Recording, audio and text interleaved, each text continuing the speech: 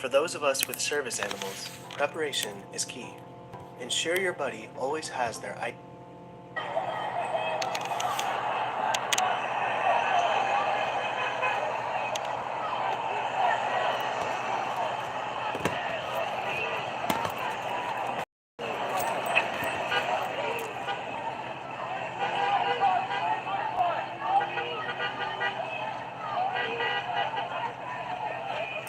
Hey y'all, this is the King's protest. Protest against Trump. No justice! No peace! No justice! No peace! No justice! No peace! No king! No peace! Very good!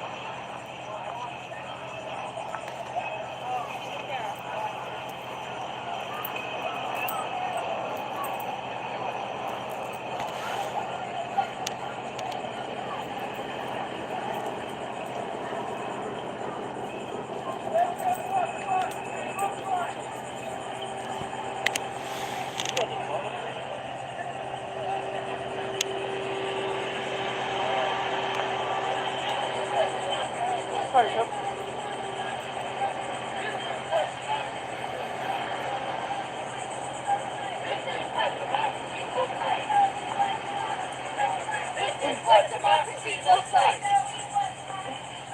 This is what democracy looks like.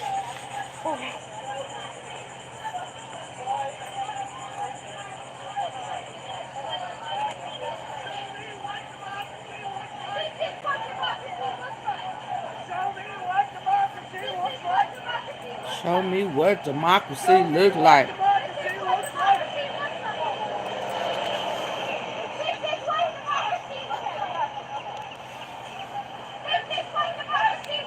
Show me what democracy looks like. This is what democracy looks like.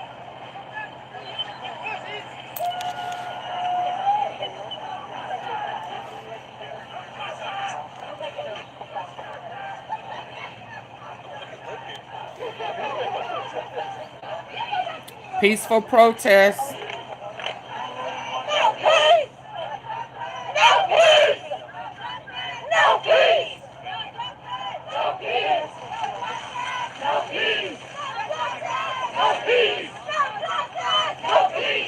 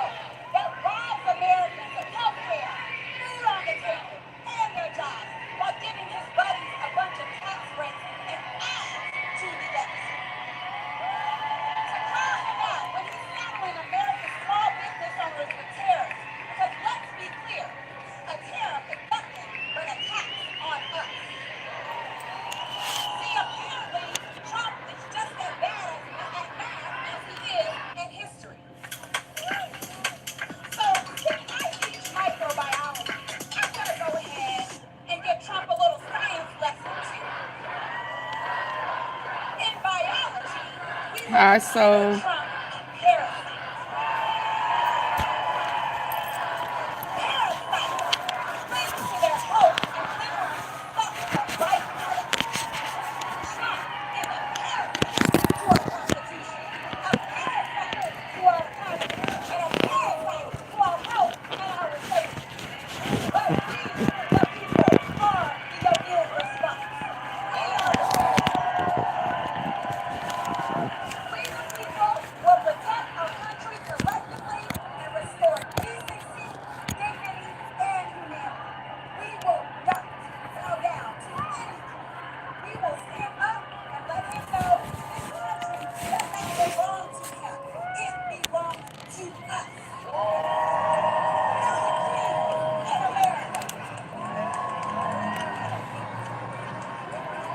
Hi, Josie.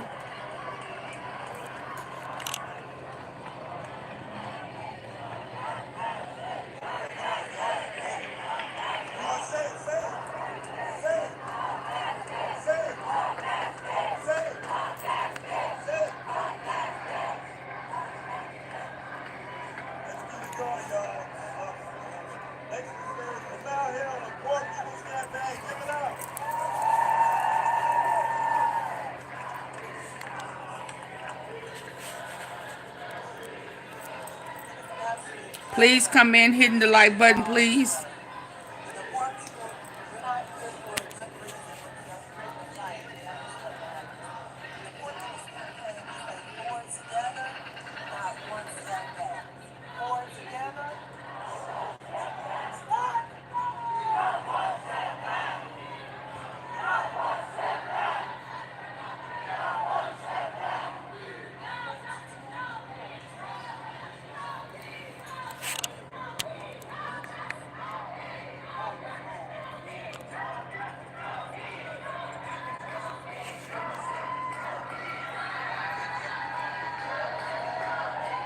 All over.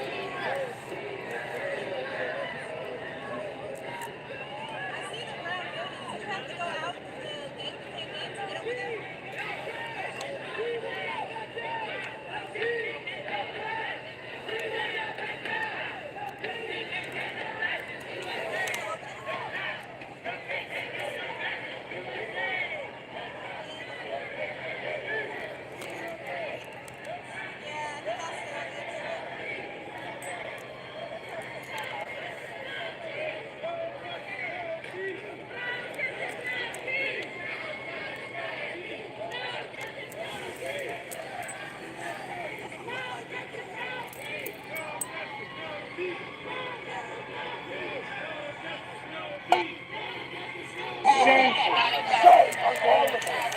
Hey, my brother, you came up. Let us walk the holy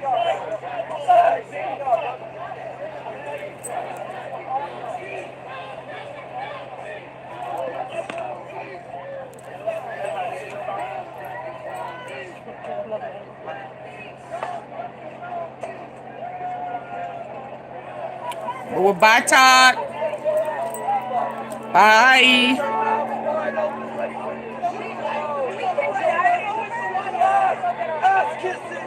Shameful piece of shit. Your governor wanted to get swung over.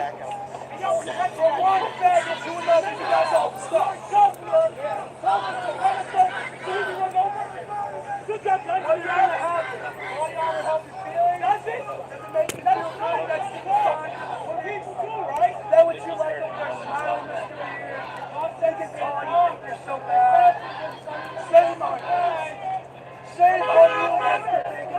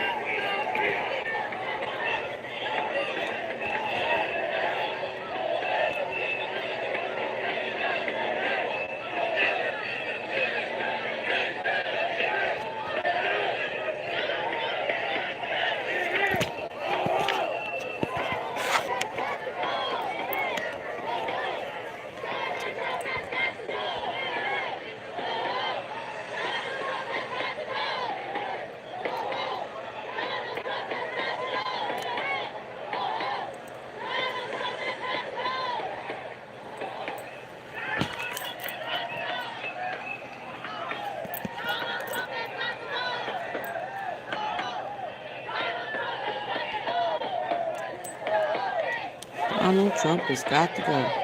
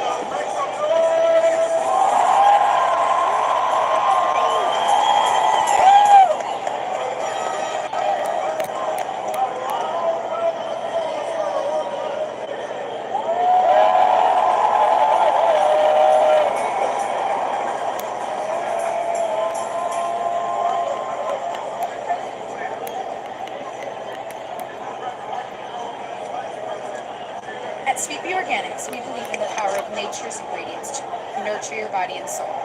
Unlike conventional products filled with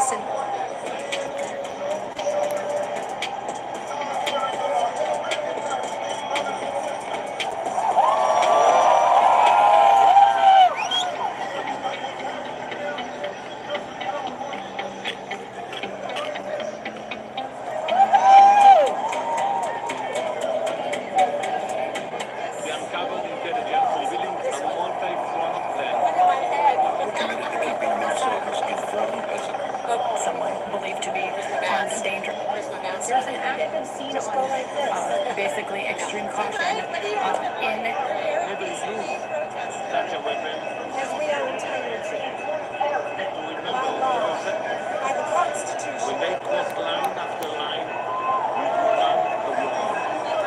So we acted to ensure our people life.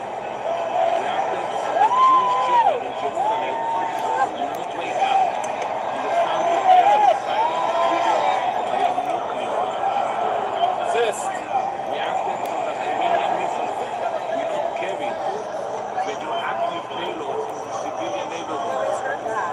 We acted because history has taught us that silence is complicity and hesitation is fatal.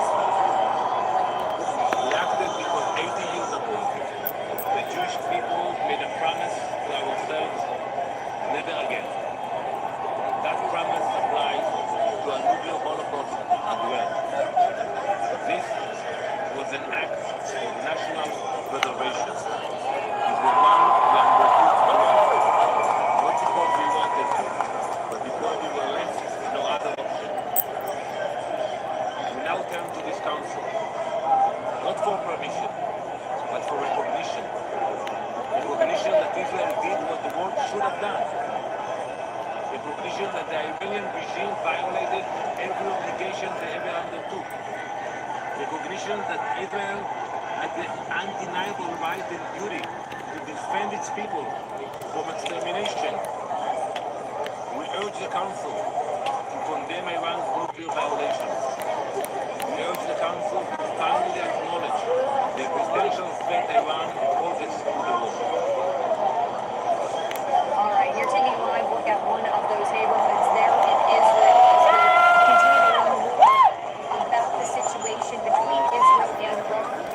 Israel's defense minister warning today that Iran will burn if Iran continues firing missiles as the two countries traded blows a day after Israel launched a surprise attack on the nuclear military sites, killing a number of top generals. Of course, we'll keep an eye on all of this for you here on Live Now from Fox. Thank you so much for joining us. My name is Christy Matino. I'll be here for the next several hours, and we do have a lot of breaking news going on right now, and I did want to share with you this news. We are just getting in here. Two Minnesota state lawmakers, as well as their spouses, were shot overnight. We are hearing from Minnesota Governor Tim Walz right now, and I did want to share that with you. He's saying, I've activated the State Emergency Operations Center. Local law enforcement have the full resources of the state of Minnesota behind them. We are monitoring the situation closely and will share more information soon. I did want to share more with you of what we do know right now, as we are expecting a news conference here very shortly. Here's a live look at that image coming into our newsroom. This is all taking place in Brooklyn Park, Minnesota. Here's what we know. A shelter-in-place alert was sent out at 5:30 a.m. this morning by the Brooklyn Park Police Department after multiple shootings. A suspect in the shooting may be impersonating law enforcement and should not be approached. Authorities are also telling people in the area not to answer their door for a police officer unless it's two officers together, or call 911 to confirm the identity of the officer at your door. Fox 9 confirming that two state lawmakers and their spouses were shot overnight. What I did want to do right now is head over to our Fox 9 team, as they are in continuous coverage of all of this right now. Let's listen in.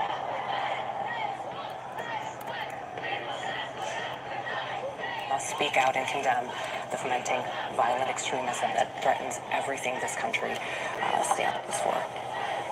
So that is again from former Congresswoman Gabby Giffords, who has been through this. She has lived a targeted shooting as well.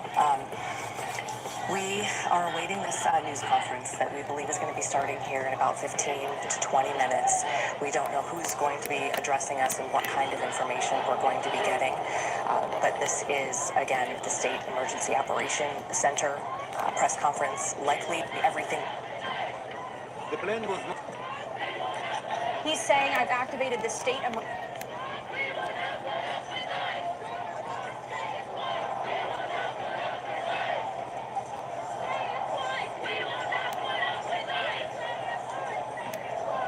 that Tehran will burn if Iran continues firing missiles as the two countries traded blows a day after Israel launched a surprise attack on Iranian nuclear and military sites, killing a number of top generals. Of course, we'll keep an eye on all of this for you here on Live Now from Fox. Thank you so much for joining us. My name is Christy Mattino. I'll be here for the next several hours, and we do have a lot of breaking news going on right now, and I did want to share with you this news. We are just getting in here. Two Minnesota state lawmakers, as well as their spouses, were shot overnight. We are hearing from Minnesota Governor Tim Walz right now, and I did want to share that with you. He's saying, I've activated the State Emergency Operations Center. Local law enforcement have the full resources of the state of Minnesota behind them. We are monitoring the situation closely and will share more information soon. I did want to share more with you of what we do know right now, as we are expecting a news conference here very shortly. Here's a live look at that image coming into our newsroom. This is all taking place in Brooklyn Park, Minnesota. Here's what we know. A shelter-in-place alert was sent out at 5:30 a.m. this morning by the Brooklyn Park Police Department after multiple shootings. A suspect in the shooting may be impersonating law enforcement and should not be approached. Authorities are also telling people in the area not to answer their door for a police officer unless it's two officers together, or call 911 to confirm the identity of the officer at your door. Fox 9 confirming that two state lawmakers and their spouses were shot overnight. What I did want to do right now is head over to our Fox 9 team, as they are in continuous coverage of all of this right now. Let's listen in.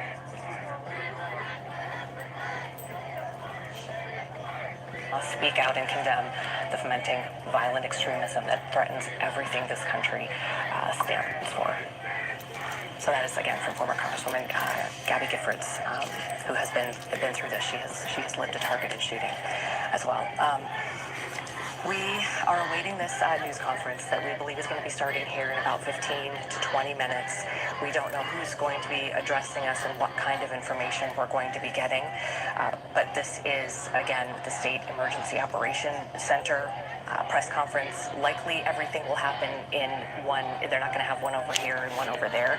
I don't know if you can still hear me here. Yeah, they do streamline these situations so that we can get all the information we can, looking for many answers to many questions. First, is that shelter in place continuing? How long do they expect it to continue? Where are they at with that?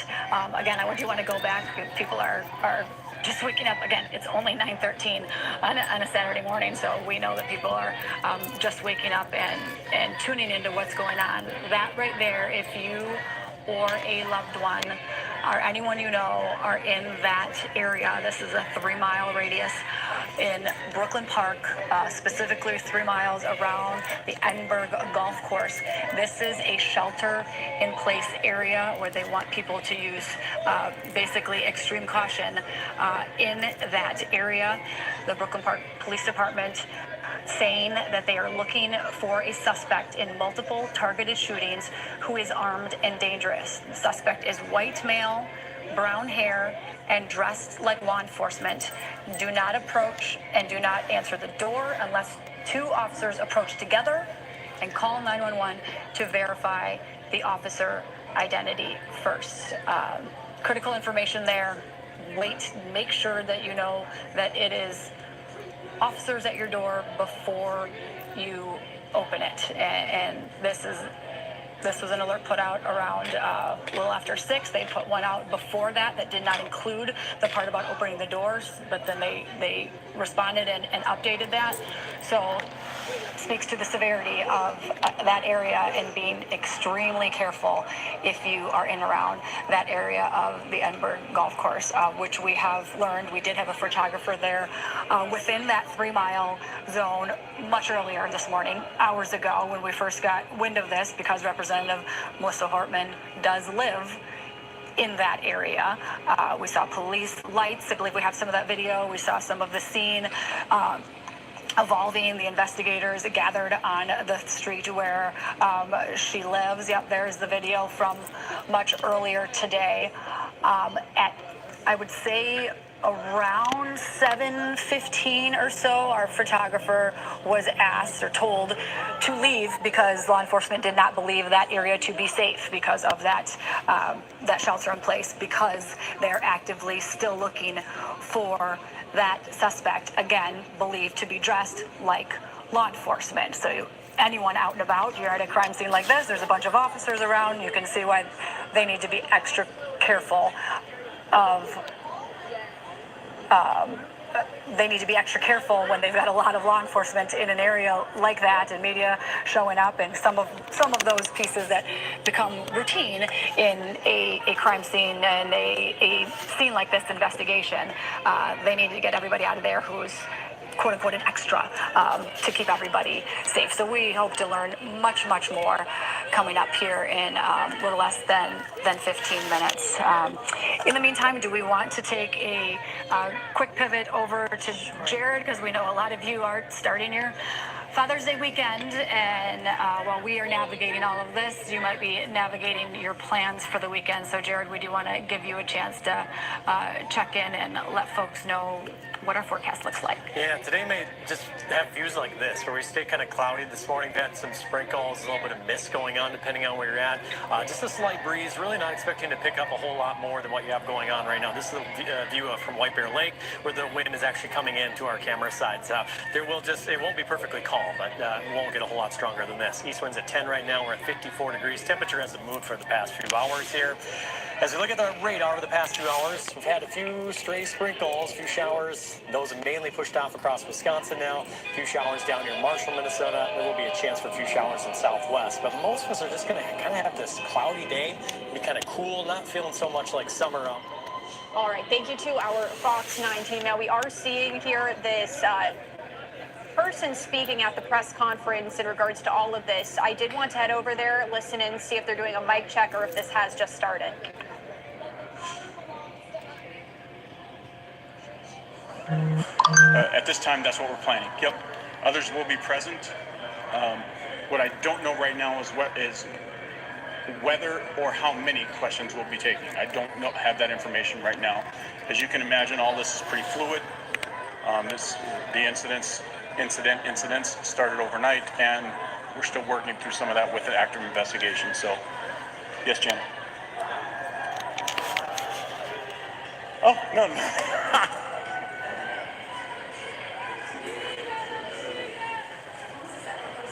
Yep, the second person will be Superintendent of the BCA, the Bureau of Criminal Apprehension, and that is Drew, D-R-E-W, Evans, E-V-A-N-S.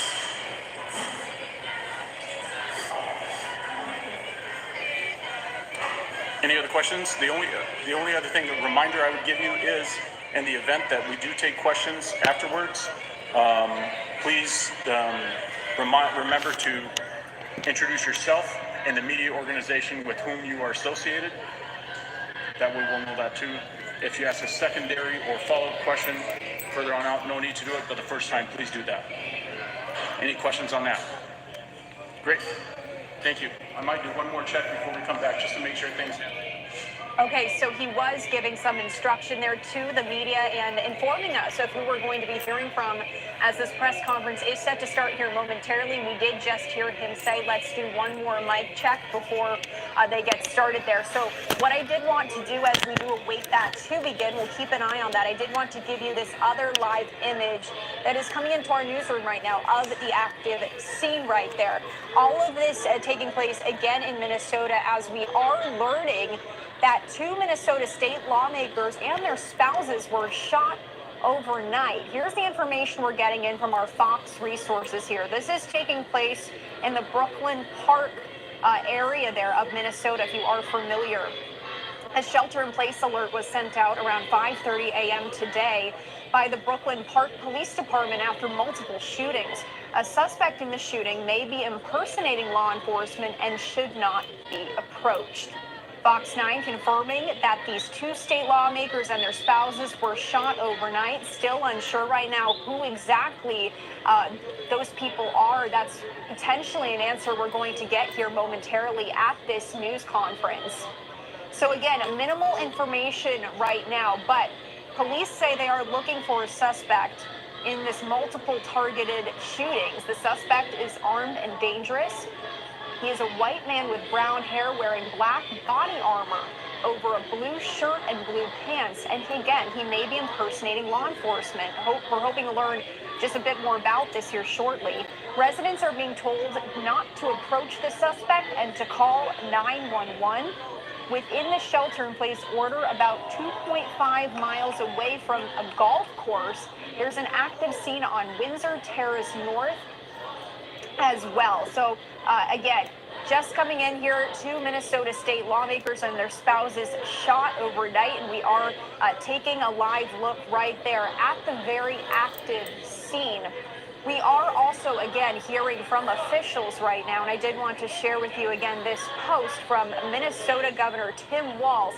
He has said he's activated the State Emergency Operations Center, and there's local law enforcement as well, and they have the full resources of the state of Minnesota behind them. He is monitoring the situation closely. He says he'll share more information soon. I did want to head back to our Fox 9 Minneapolis team right now. They are back in coverage. Let's listen in. With FBI and Bob Jacobson all speaking. Those are the 3 who are going to be speaking. So this is the statewide effort to make sure that law enforcement has everything that they need. It's a State Emergency Operations Center news conference that's going to be happening here. We'll take that. I'm just sorry. We're just looking at a couple of different things that come in here. So we wanted to just be really clear that there are just a couple of things that we know for sure that have been confirmed, and then there's a whole lot that's coming in via different sources. So you're seeing stuff on social media. We're seeing the same stuff. You're going to hear different things, but we're really just trying to, especially given just the gravity of the situation and the severity, just really try to stick to what we know. And public safety is obviously paramount right now because there is still that shelter in place around Edinburgh golf course in Brooklyn Park. So I don't know if we want to pop that up really quickly as people are coming in and out of the coverage here, but I don't think we can say this enough that this is still active shelter in place in Brooklyn Park, Edinburgh Golf Course, that 3-mile area around there. Law enforcement have told folks that they believe 2 suspects out there, at least 1 suspect, maybe 2, that are posed as law enforcement to carry out these shootings. So do not answer your door if someone comes to coordinate. Call the police and try to figure out if that is legitimately a police officer. But they're really getting very specific about what they want folks in that area to know. Did you want to read? Yeah, I have it pulled up, and just to be clear, from the Brooklyn Park Police Department statement from them, they do phrase it as police are looking for a suspect in multiple targeted shootings who is armed and dangerous. Suspect is a white male, brown hair, and dressed like law enforcement. Do not approach, do not answer the door unless 2 officers approach together. Call 911 to verify the officer identity first. So they are phrasing it, and that is all official, confirmed directly from the Brooklyn Park Police Department. They are phrasing it as 1 suspect with that white male, brown hair. Who knows if they are still dressed as law enforcement, but that is in the description. But really, don't open your door unless you have to. Yeah. Is kind of the message there if you live in that 3-mile area around the Edinburgh golf course. And just to kind of fill in a couple of notes from what you were just saying, Lee, as you were setting the timeline here. So 2 a.m. was when the first shooting, we're told via source, was reported at the home of Senator John Hoffman. His wife is Yvette, and they have one child, although we don't know if that child was there, or we don't know anything about that. We just know via a source says that Senator John Hoffman and his spouse were shot. Again, we don't have any updates officially on their conditions. And then from there, these suspects who apparently were in law enforcement gear, potentially even body armor is what I'm seeing as well, then went to a second scene in Brooklyn Park, which was the home of Representative Melissa Hortman and her spouse, Mark. They have 2 children. Again, we don't know anything about the children. Representative Melissa Hortman and her husband, we are told via these sources, were shot. And we don't have any official updates on their conditions at this time. She's the Speaker Emeritus in the House, has a very high-profile role. Not only that, she's just been in Minnesota politics. They both have for quite some time, but particularly Representative Hortman. She's been Speaker of the House. She's somebody who you've probably seen, even if you don't follow politics, who's been, in the front of a lot of interviews and votes and decision-making, and someone who's regarded. We just heard from the governor after the special session wrapped up, and there was this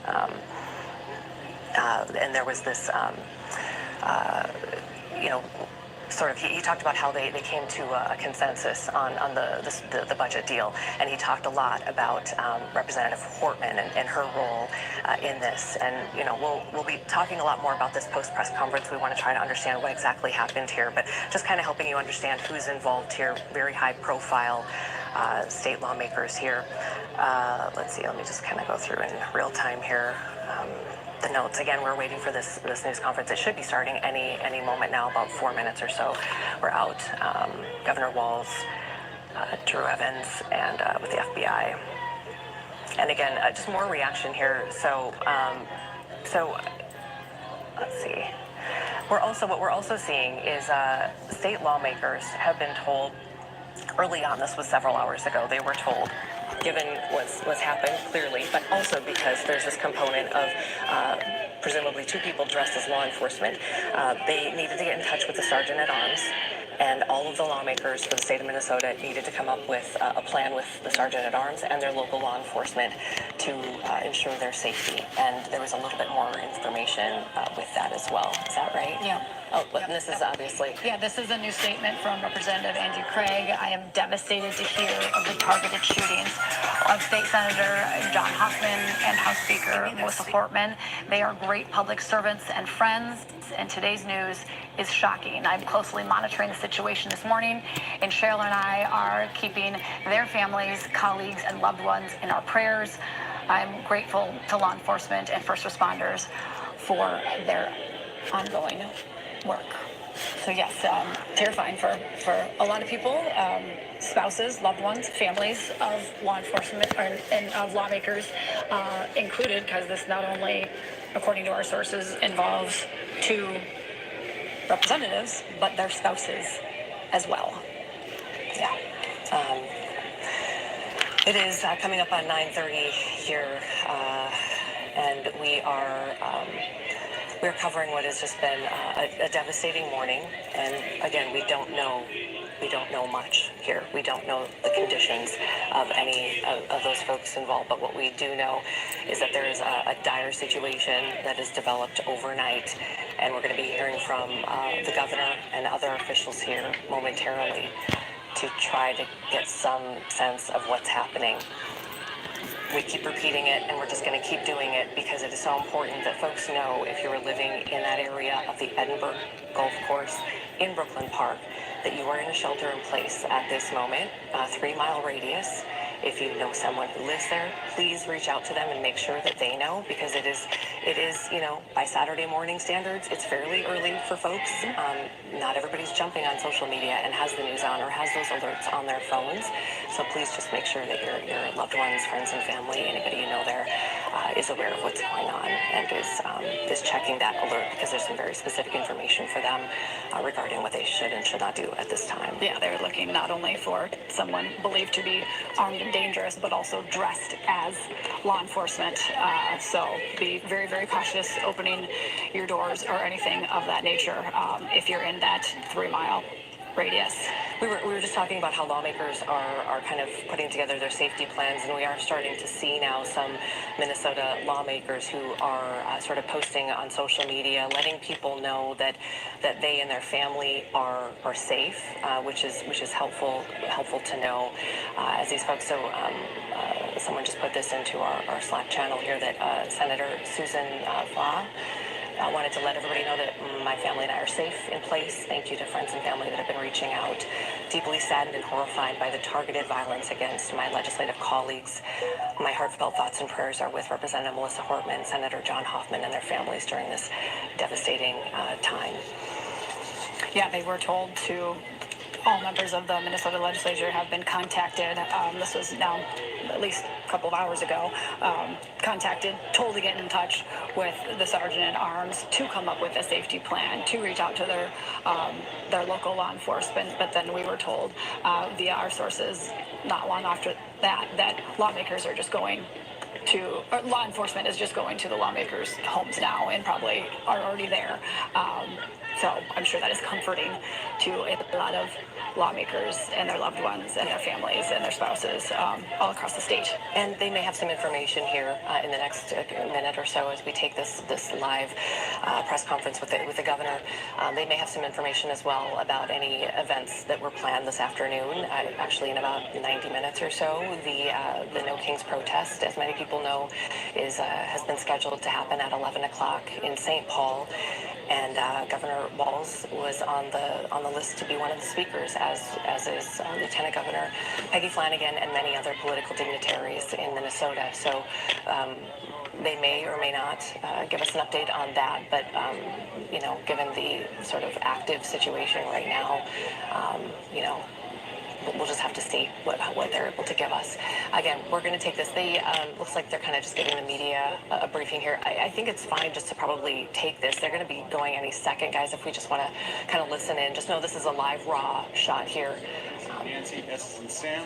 He will then turn things over to the Department of Public Safety Commissioner Bob Jacobson. Jacobson.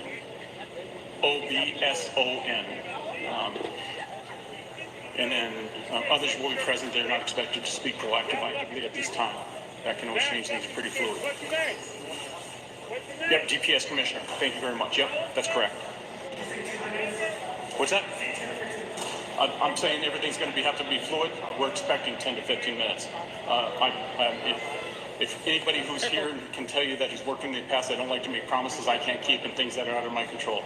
I expect 10 to 15 minutes, but we'll get there as we can. Thank you.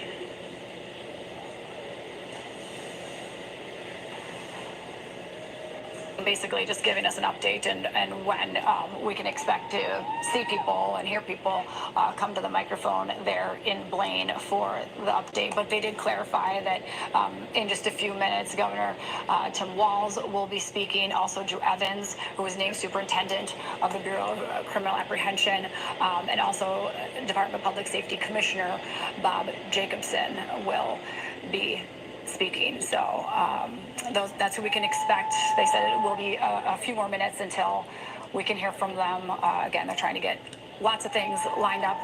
They know we have a lot of questions, and they want to, I imagine, in these situations, want to answer as many of those for the public as they can, but also dealing with the investigation of what's happening in both Champlin and Brooklyn Park with that shelter in place and that search. So we're just as anxious for those folks to come to the microphone as you are to get some confirmed information and some updates, and hoping for some good news about a couple of lawmakers and their spouses who were shot in their homes early this morning.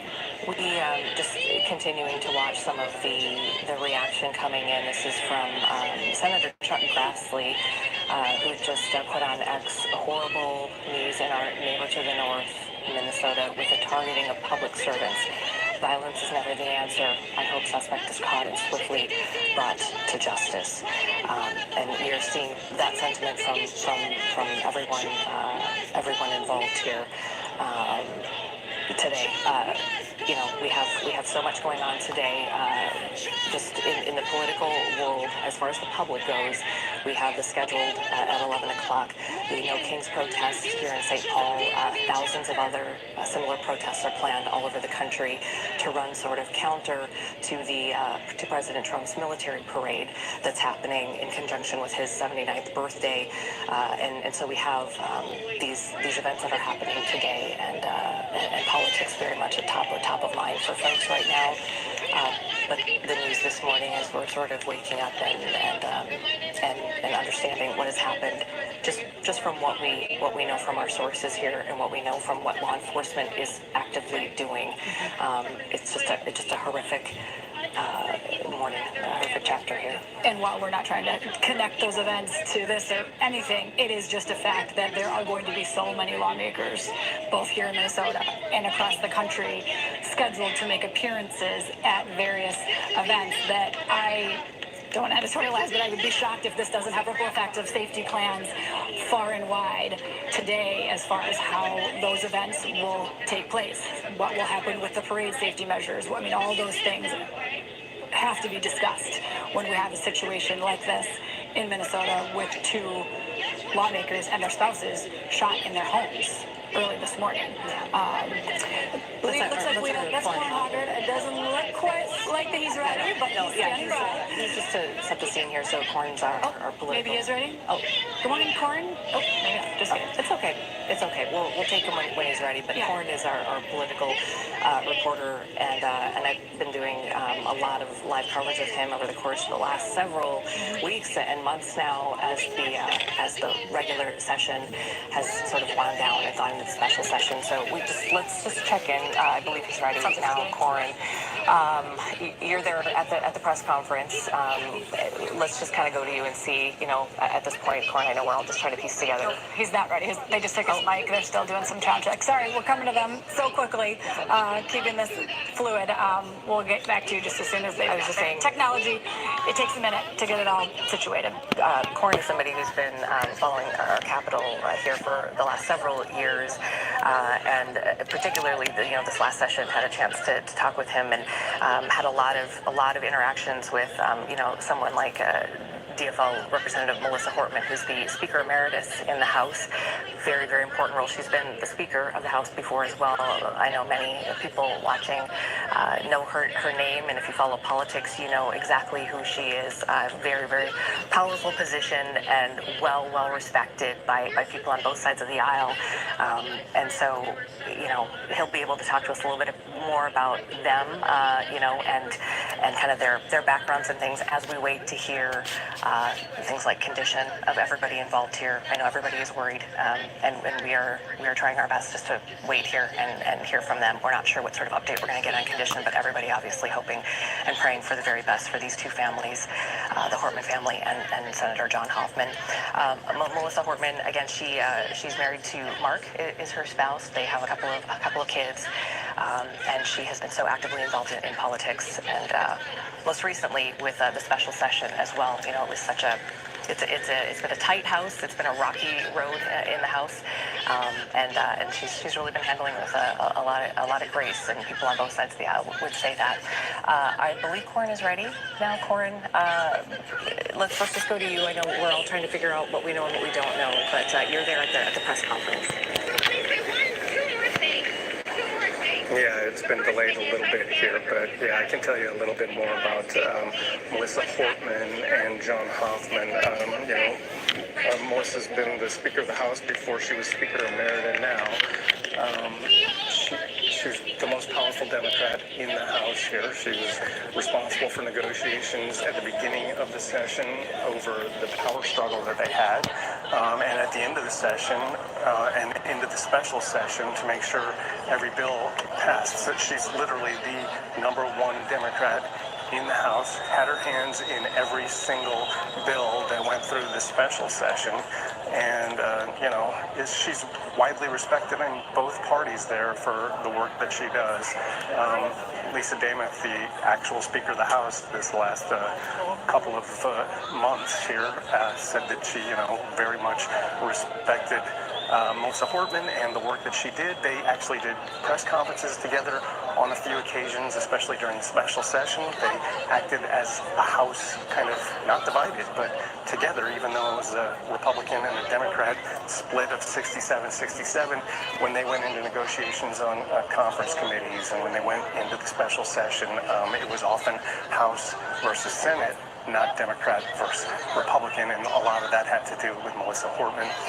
She's the one who cast the vote that made sure that the agreement that they all reached passed that had to do with main care for undocumented adults being cut off.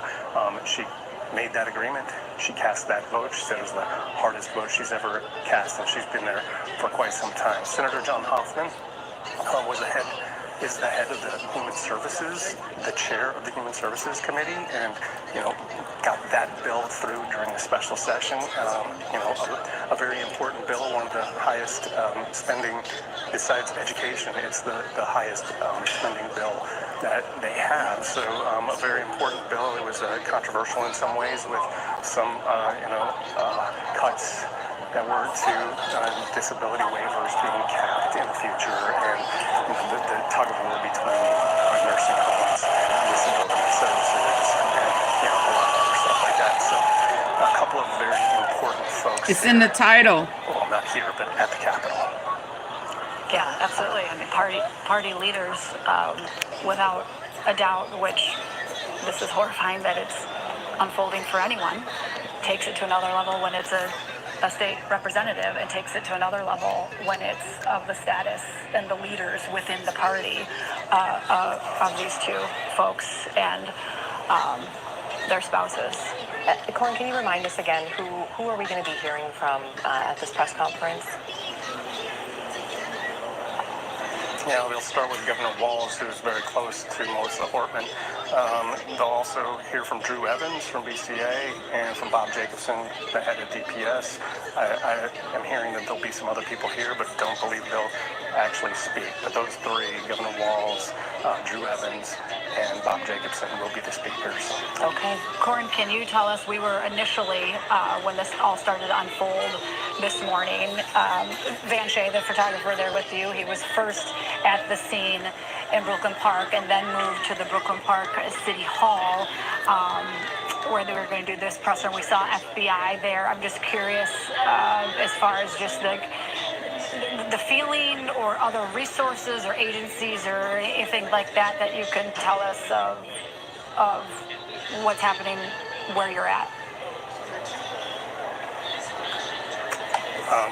They're mostly behind closed doors here for me, and I just got here. I was on my way to Fargo to do a customs interview and turned around and came back to do this. Okay, I'm sorry. I don't mean to put you on the spot. I know it's a fluid situation, but we are curious about every detail of this morning. All right, thank you to our Fox 9 Minneapolis team. And if you are just joining us here on live now from Fox for this breaking news, we do know as of right now, 2 Minnesota state lawmakers have been shot. Governor Tim Walz is saying that the shooting was targeted, and we are expecting this press conference here to start momentarily. And you just heard that reporter say that the governor will also be speaking. I did also want to share a programming note really quickly. If you are here for the Army birthday event, that is on our separate YouTube stream. That is a dedicated stream for that. You can scan that QR code in the bottom left-hand corner of your screen if that is what you're here for. But right now we are going to stay on this breaking news. We do have the photos of those 2 state lawmakers that I am sharing on your screen right now. If you are just tuning in here, here is what we know as of right now. Those 2 state lawmakers on your screen, that's Representative Melissa Hortman and Senator John Hoffman. They have both been shot, as well as their spouses, and we're hearing from officials that they were shot by someone impersonating a police officer. So again, we are awaiting this press conference because one of the big questions here, we don't know their conditions as of right now. Hoping to get those answers here shortly. However, this press conference keeps getting pushed back a bit here. We keep seeing someone come up to the microphone and then they keep saying we're going to come back here in just a few moments. Understandably so, they are trying to get all of this information here as the media is going to have a lot of questions about this. And I did want to share again with you this live look that we are getting into our newsroom as of right now, as we do continue to wait for those answers. Now, Hortman is a Democrat and represents District 34B, if you are familiar with the area there, and Hoffman represents Senate District 34. The shelter-in-place alert was sent at 5:30 this morning by Brooklyn Park Police Department, and it's for a 3-mile radius around the Edinburgh Golf Course. Here's what we know from police right now. They say they're looking for a suspect in multiple targeted shootings. The suspect is armed and dangerous, wearing, he's a white man with brown hair wearing a black body armor over a blue shirt and blue pants. And again, as we've been saying here, he may be impersonating law enforcement. Residents are being told right now not to approach the suspect and to call 911. Authorities also telling people in the area not to answer their door for a police officer unless it's 2 officers together, or call 911 to confirm the identity of the officer at your door. I do want to head back to our Fox 9 team as they are still doing a discussion live there with the reporter who is at that press briefing as we are still awaiting that to begin here. Let's head back over there. Just a minute ago. Yeah. So we'll probably refrain from giving you too many details at this point based on what our sources are telling us, because we're going to get official word here coming up in just a few minutes. But obviously we are covering this horrific news that that a couple of our state lawmakers and their spouses have been shot in their homes. And it's a really tough morning for a lot of people here, particularly their families. We have our state lawmakers who are now working as we speak with the sergeant at arms and also their local law enforcement to make sure that they have a plan in place to protect themselves, because it's our understanding that the suspects involved here were dressed as law enforcement and even left the first scene in a car that was like a police car. Yep. Oh, they're coming out now, so we're gonna. Don't want to miss a second of this. Let's take two. There's Governor Tim Walz.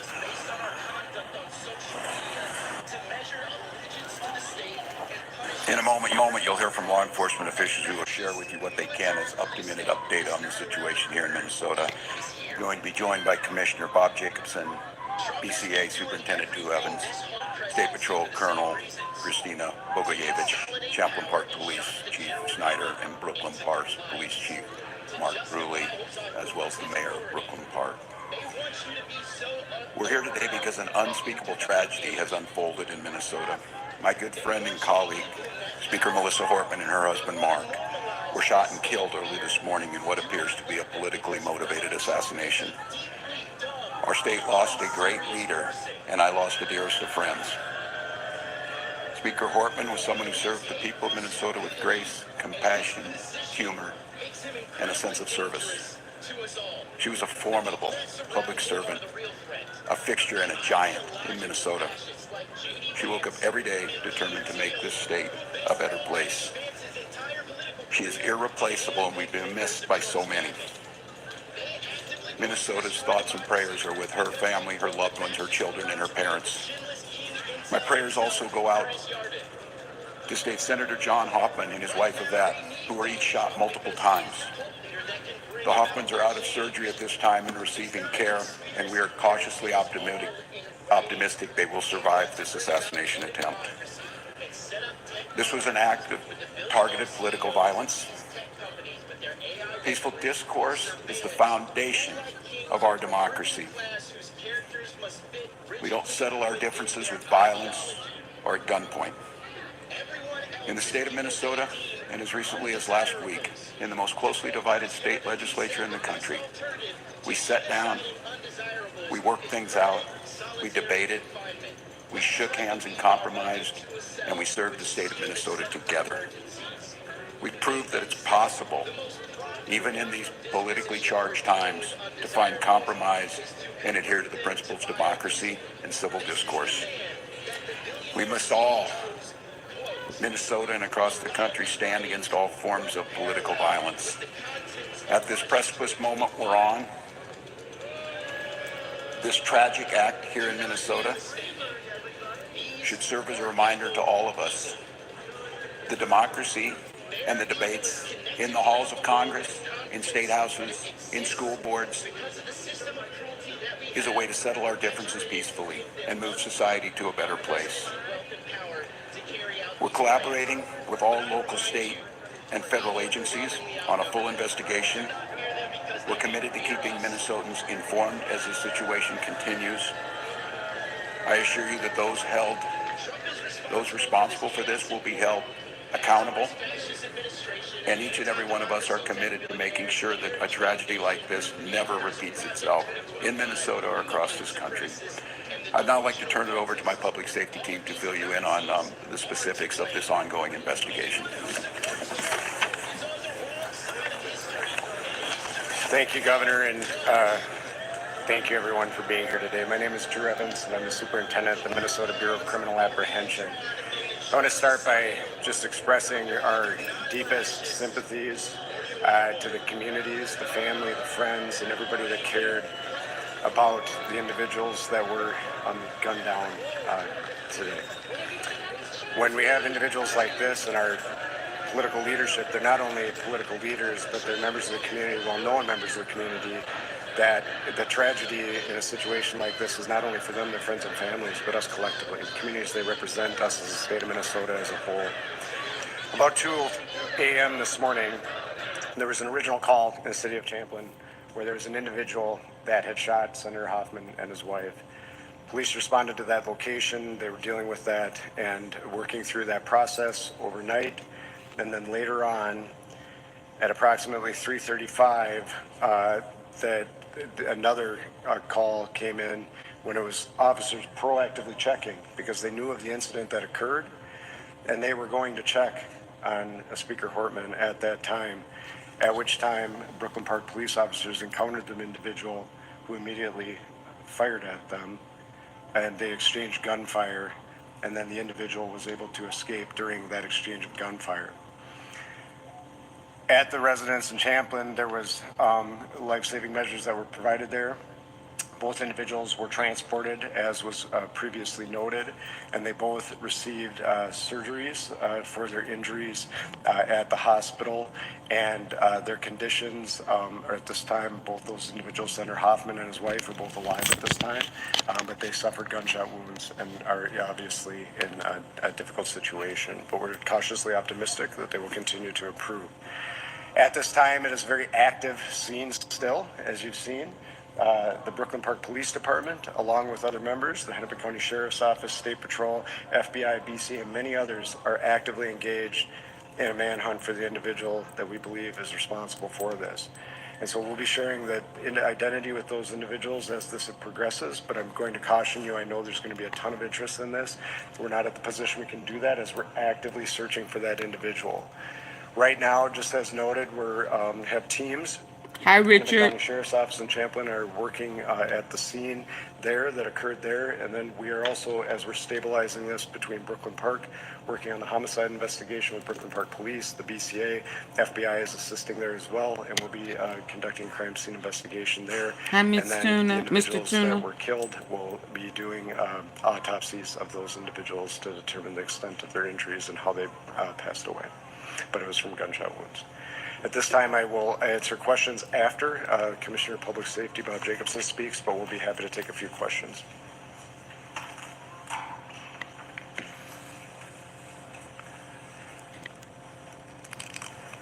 Thank you, Superintendent Evans. My name is Bob Jacobson. It's my honor to serve as the Commissioner of Public Safety for the state of Minnesota. This is a dark day today for Minnesota and for democracy. But we will not allow fear or violence to define who we are or how we move forward.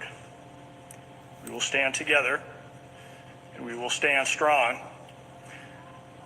Our hearts, of course, go out to the victims, their families, their colleagues at the Capitol, and to the communities that they serve with dedication and with integrity. These are public servants, leaders who committed their lives to improving the lives of others, and they were targeted in a violent and cowardly way. The suspect exploited the trust of our uniforms, that our uniforms are meant to represent. That betrayal is deeply disturbing to those of us who wear the badge with honor and responsibility. We want to reassure the public that there is increased security in place for elected officials and others who may be at risk. If you see anything suspicious, especially involving individuals impersonating law enforcement, please report it immediately by calling 911 or your local police department. With that, I'll step back and we will be available for any questions. Thank you. A reminder, please, as you ask your first questions, please don't forget to introduce yourselves, your media organization, and to the folks answering questions, please don't forget to repeat the question. So, can you say it one more time? So, you were just going to proactively check on Speaker Miller's apartment, and then police there encountered the gun, or someone with a gun, and exchanged gunfire. Can you just go over that one more time, please? I can. Good morning, Police Chief Mark Bruley, Brooklyn Park Police Department. The question is, how did we get to Representative Hortman's house, and it was proactively or not? The circumstances that unfolded in Brooklyn Park this morning is that we assisted the Champlin Police Department on a shooting. That shooting was made aware by one of our sergeants that it was at Senator Hoffman's home. In hearing that very intuitive sergeant asked our officers to go check on Melissa Hortman's home, a representative that lives in our community, just proactively as due diligence to swing by. That police officer and his partner pulled down the street when they arrived at Melissa's house. They noticed that there was a police vehicle in the driveway with the lights, emergency lights on, and what appeared to be a police officer at the door coming out of the house. When our officers confronted him, the individual immediately fired upon the officers, who exchanged gunfire, and the suspect retreated back into the home. Was this an actual police officer or a impersonating police officer? Yes, the question is, was it a real person or a person impersonating a police officer? It was not a real police officer. This is somebody that clearly had been impersonating a police officer, again, using the trust of this badge and this uniform to manipulate their way into the home. So Chief, for the janitorial parallel, the person not only was wearing a badge, posing as a police officer, when they approached their victims, they had a car with lights and sirens? Yes, the question is what kind of vehicle, how were they dressed? They did drive a vehicle that looked exactly like an SUV squad car. It was equipped with lights, emergency lights that looked exactly like a police vehicle. And yes, they were wearing a vest. No, this is not a protest. This is an attack and assassination of law officials, lawmakers in Minnesota. Chief Bruley, I'm Dr. with WCCO News. Can you describe the moments after that played out? You said the person went into the home, and then can you help us understand the next 10-15 minutes of how we got to the point we're at now? Yeah, briefly, although I'm just going to remind us that this is an absolutely active investigation. We have thousands of people sheltered in place in the city of Brooklyn Park right now. We are in an extensive manhunt involving hundreds and hundreds of police officers and SWAT teams searching, gridding off areas as we believe confidently the suspect had fled out the back of the house after being confronted by the police. Very briefly, after the officers had exchanged gunfire and the suspect retreated into Melissa's home, they immediately went up to the threshold and looked in and seen a male that was down, clearly had been struck by gunfire. They made limited penetration, grabbed a hold of the male and drug him out to safety to attempt first aid. However, he was pronounced dead shortly after that. At that point, the officers surrounded the house, got additional resources and SWAT resources, and then ultimately went in with a drone identifying a female in the home. How far apart are the two scenes? About 8 miles? I would say somewhere around 5 or 6 miles apart. How much do you know about Did the person that was impersonating the officer who allegedly shot these people, did they knock on the door and people came to the door, or the person break into the home? Yeah, it was knocking on the door and asking the person to come out, and absolutely impersonating a police officer. Do you all have the suspect's car? We do have the suspect's car. Suspect is on foot. That is what the large-scale search is currently going on. I just remind residents of Brooklyn Park, I know it's been a long time, but those that are in the grid that we gave the alert out to continue to shelter in place. We're also reminding them that if somebody comes to the door and they knock on the door and claiming to be a police officer, please do a couple things. One, call 911 and confirm that the officer belongs there. If they are a police officer, dispatch will be able to confirm that that person is a police officer. Also, we've informed all our officers in Brooklyn Park that they are not to approach anybody by themselves. They're to approach in pairs, meaning 2 officers. So if there's only 1 officer outside the door, do not answer the door and call 911. If it's a Brooklyn Park police officer or any of our partners that are assisting, they will come in pairs of 2 or more. Do you know if the gunman detained someone? I'm sorry, 1 at a time. Do you know if the gunman said anything, like when he knocked on the door, did he say anything to like Senator Hoffman or anything? You know? We do know that he did, but I'm going to hold that back as part of the investigation right now. You guys did detain someone for information? Is that accurate? This is a very large-scale search, so we have detained several people and questioned them, but we do not have anybody in custody at this time. I know you may not want to identify that person publicly, but have you privately identified the suspect? We have people of interest that we are looking for. Michelle Griffith, Minnesota Reformer. Other than that, these are 2 Democratic lawmakers. Is there anything else to suggest that this is politically motivated? Again, I'm going to hold back most of the information. This is part of the investigation that we completed. This is rapidly evolving, just occurred a few hours ago, and we're trying to sort it out. We have partners from the FBI, the BCA, the Henry County Sheriff's Office, and almost every suburban agency in our community helping us with this. So it's very complex and working on it. But I will tell you, when we did a search of the vehicle, there wasn't a manifesto that identified many lawmakers and other officials. We immediately made alerts to the state. We took action on alerting them and providing security where necessary. And that's all. I'll stop there. Chief, thank you very much. We're going to take one more question. With the PCA, can I ask, you use the word targeted, and that's kind of along the lines of Michelle's question in terms of politics, Democrats, and Republicans. These are both Democratic lawmakers. You said the word targeted. So targeted because they're politicians, or targeted because they're Democrats? Well, so the question is were they targeted? And when I use the term, why am I using the term? As Chief really noted, there was a list of individuals, and the individuals that were targeted in this situation were on that list. And so when we're looking at that, as Chief really said, it's far too early in the investigation to be able to provide information, but I do think we'll be in a position where we'll be able to develop the motivation behind these attacks, and we'll be able to provide more information as this unfolds. And so that's part of the reason we're using it, is I think there's some preliminary information that is telling us kind of where this is headed, but we need a lot more work done by all the teams that are here working on that to be able to provide that with you with a degree of accuracy. Are you saying how many individuals were on this? Thank you. There's a rally at the Capitol today. Can you guys, is that still? Yep. You want to talk about the rally at the Capitol? Thank you. Yep. Good morning, Colonel Boelter with the State Patrol. We are aware of the demonstrations across Minnesota, including the Capitol and across the nation. We will work with our state partners and our local partners to provide security and safety for those that attend. Christy, another kind of request. Can you confirm that you will have snipers stationed at the Capitol? The question was, will we have a sniper at the Capitol? We don't discuss our security plans on the Capitol grounds. Colonel, thank you. Thank you very much, everybody, for being here. We will, I think you do have, and if you haven't, let me know, but we do have a place where you can send inquiries for your interview requests, information requests. We have our State Emergency Operations Center set up. If you need information on how to make those requests and make sure that we see them, let me know.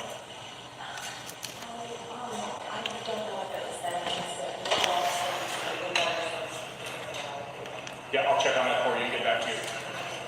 Anybody else have any other follow-ups that I can try and get? One more time? People on the list, I can still see. Okay, I'll check. You know, I'm going to leave that to whatever they talk about here. I myself, I think what you heard mentioned here is talks about a list that maybe was found. I haven't seen that, so I can't really answer that question. Do you know the last list they saw? I don't. Yeah, all that's investigated. Please hit the like button. Thank you for asking. I do appreciate the question. Yeah. As you know. Again, investigate it. As many of you know, I used to be on your side of the table. I appreciate the question. We're not going to get into that. Will you be coming back and letting us? Yep, give me 1 second, give me like 2 or 3 minutes and I'll try and get it. So the question, as I understand it, is will Governor Walz still be speaking at the event? And others, of course, inspection speak, will they be there as well? Is that true? Correct. All right, I'll be back as soon as I can. And if they want to hear the last one. All right, that news conference there, as we did just hear from multiple officials, as well as Governor Tim Walz, as he confirmed this tragic news here that state lawmaker Representative Melissa Hortman, as well as her husband, are now dead after this politically motivated shooting. He also gave the update on Senator John Hoffman and his wife, Walz saying they just got out of surgery and they are optimistic that they will make a recovery. I did want to share this live look coming in here. Again, we just got a lot of information from this press conference. And if you are just joining us, I did just want to share a little bit of what we did just hear from officials. They are now on an extensive manhunt. Law enforcement now looking for the suspect, which they say he is on foot. Law enforcement does have his car. As they are pursuing this manhunt now, they are asking everyone to shelter in place in the Brooklyn Park area. Do not answer the door if a police officer does come up to the door, unless there are 2 officers there together. If you are unsure, you can call 911 to confirm. If you are just joining us for this breaking news, I do want to just go back to the beginning here, because we brought this to just about an hour or so ago.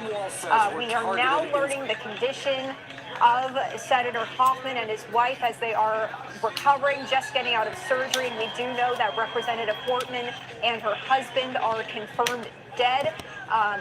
We are learning here from our Fox 9 team that Senator John Hoffman and his wife were shot in the overnight shootings in Champlin and Brooklyn Park. And again, we did hear from Governor Tim Walz saying he is cautiously optimistic that they will survive. Hortman was a Democrat from Brooklyn Park, and Hoffman is a Democrat from Champlin.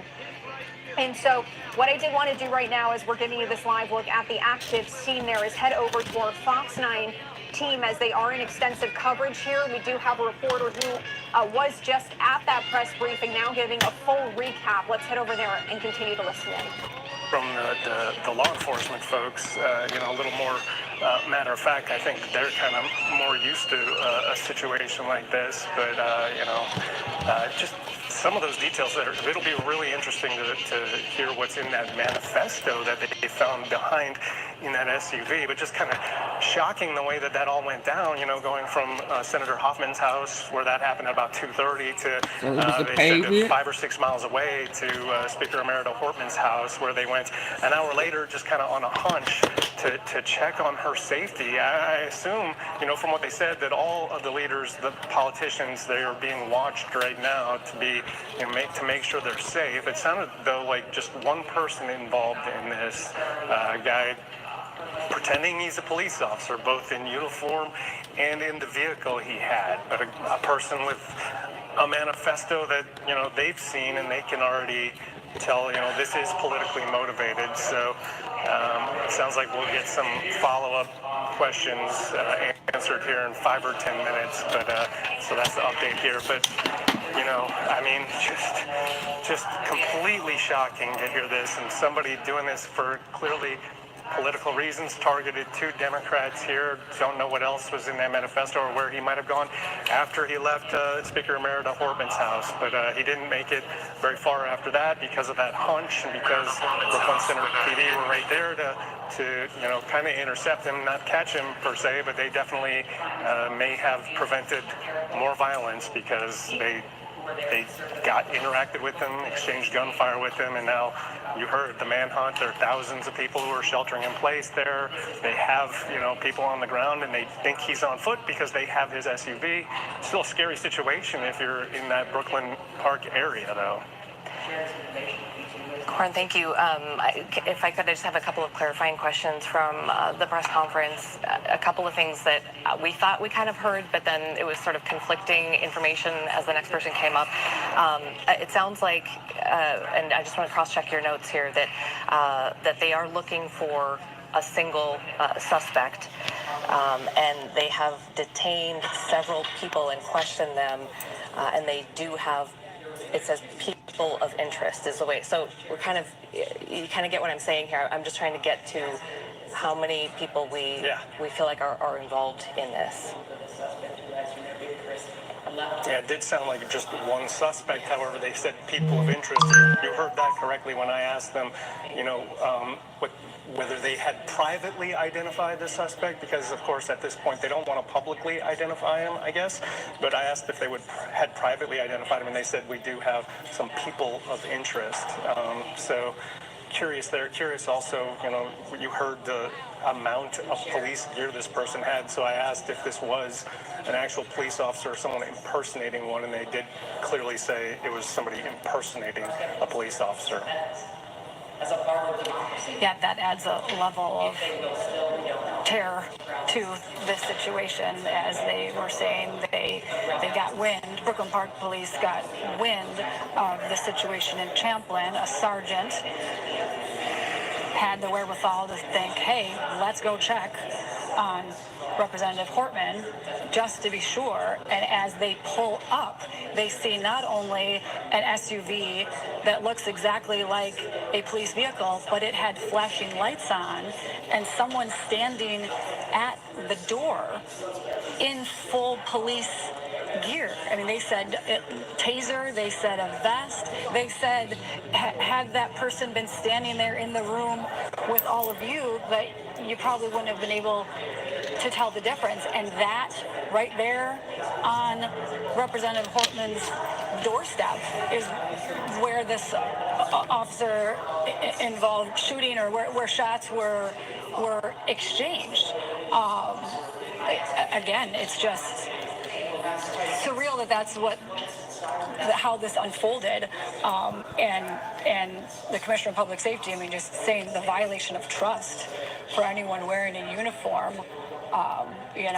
and how this unfolded. If it were that precise of uniforms of someone or multiple people, again, we're trying to clarify that part, if that's who showed up on the doorsteps of these lawmakers. Corn, have they said, is there going to be another press conference or anything, any sort of follow-up shortly, or is it all just too fluid right now? No, they walked back in here and said that we could ask some clarifying questions in 5 or 10 minutes. So I don't think that's going to be the same folks up there, and I think it might be a little more informal, not in front of the podium. Why don't you head over? We're going to shortly. So go. Yep, you go. Please do that. We're balancing a couple of very tragic situations here. Also, we need to mention, we have, of course, the death now of Representative Hortman and her husband that we're telling you about. Also, Senator John Hoffman and his wife, a DFL senator, also shot multiple times, but have survived and have come out of surgery. And so we're just keeping an eye on that condition, their conditions as well. We are balancing all of that, plus the active situation in Brooklyn Park right now, where there's a concern for public safety, with, again, this just devastating news that Representative Melissa Hortman and her husband have been shot and killed in their home. We wanted to bring in someone who I immediately wanted to talk to here. Former Representative Pat Garofalo is kind enough to join us here to talk about this. Pat, thank you. How are you doing? First of all, a horrible day for our state. I know there's a lot of information to process right now. I want, if there's one thing that your viewers know from this today, it's that, Melissa Hortman was a really good person. Okay. This was a good friend of 20 years. And, people say, well, she's a Democrat, you're a Republican. What do you mean by that? Melissa Hortman will be the most consequential Speaker of the House in Minnesota history. Okay? And I think a lot of us are just numb, we're angry, we're furious, we're incredibly we have conflicting emotions. We're incredibly thankful for the actions of law enforcement, who it appears saved countless lives today by their quick thinking, by encountering a person who was not done at that location, and Amy, it conflicting emotions, right? But this is a really, really good person who we lost today, and to her husband, who also passed away, and their family, just good people. We're thinking about Senator Huff and Yvette. You know, this is one of the worst days in Minnesota history, and I hope that as law enforcement's doing their job and people are thinking about this, that people just constantly think about what a genuinely, authentically good person Melissa Hortman was, and what a loss this is for our state. Pat, she would often talk about her husband, you know, in sort of the gaggles and the different interactions that reporters would have with her. Her family, so important to her husband Mark.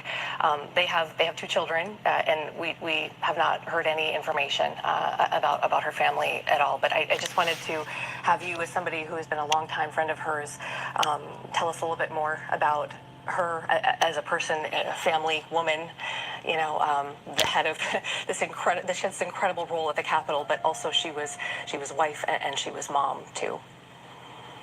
Yeah, you know, and it's obviously my interactions with Melissa. They're all stories that involve me, right? A lot more. But she is. There's so many stories I want to tell you about. But this is the kind of compassionate, giving person that she was. So after the 2018 election, no, excuse me, it was 2022. I'm sorry. The 2022 election, it was a really tough election for me because I was obviously very disappointed in the result, and it was very successful for her and her party. Melissa Hortman called me to see how I was doing, because she wanted to know that her friend Pat, was okay. Okay, this is at a time where, you know, this has been a big political victory. This is, you know, the things that she works towards, like, you know, as a leader of her caucus, this is a huge political success. She called me to think about how her friend Pat was doing, because she knew, as a friend and as a competitor, how I would, you know, and that's the kind of person that she was. Okay, and you know, this is going to go on for a long time, but I can't emphasize this enough to everyone, Republican or Democrat, what a huge loss this is, not just for Melissa Hortman, but the loss of innocence for our state. That political violence is not acceptable.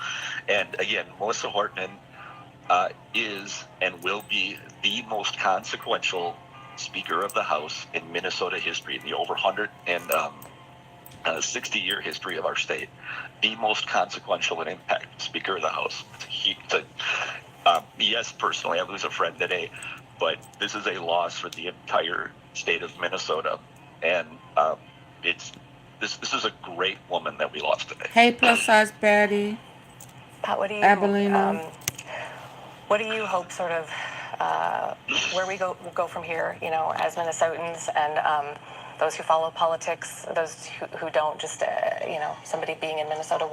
Where do we go from here? What is your hope coming out Both of lawmen and their spouses were shot. Of Melissa Hortman. Melissa Hortman and her husband succumbed to their injuries. Amy, I appreciate the question. You can respect the fact Hoffman and his wife are recovering. For those of us that know each other, who work in this every day, please hit the like button and compete against each other. Right, there's a lot of conflicting emotions, but right now my focus is just thinking on that everybody, regardless of your partisan affiliation, regardless of your position on the issues, knows that this was a really good woman, and again, the loss of her husband Mark as well. Like, this is a fundamentally good person, and if there's one thing I would ask people to take away from this, it's that you know, good people can disagree on politics. It doesn't mean they're evil, right? And Melissa Horton was a person who was just a really good person. And if there's one thing that we can all take away from it, it's that this. So. Pat, could you, I want to let you go ahead. I want people to understand a little bit more too about the role that she had in the legislature as Speaker Emeritus now in this session was such a front and center role, and we heard Governor Walz just a week ago or so talking about how this session ended and her relationship with the GOP side of things on the House, and how really Governor Walz credited really the relationship between Speaker Emeritus Angelina Salcido, who is at Chamblee Tucker Road, where there are demonstrations going there. At last check. Hold on, let's get an update on the suspect. Let me see.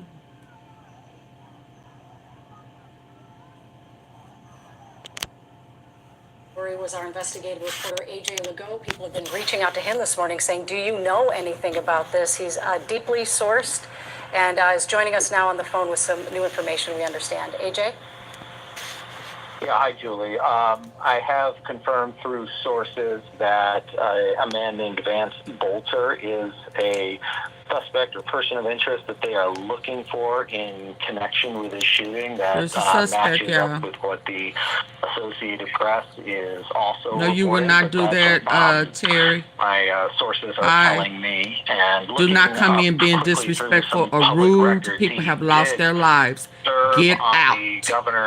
Get out. Remove yourself. Okay? So that I won't have to. Governor Dayton, and so far I'm seeing him still get your ass up out of here. 2020 as serving right on now. the board as a public member. Respectfully. He was connected with some business in St. Paul. What is wrong with you? And that's what I can confirm right now. And so, to be clear, AJ, he was appointed now disobey by Dayton, my but then orders. Still would have been serving on that board under Walz. Yeah.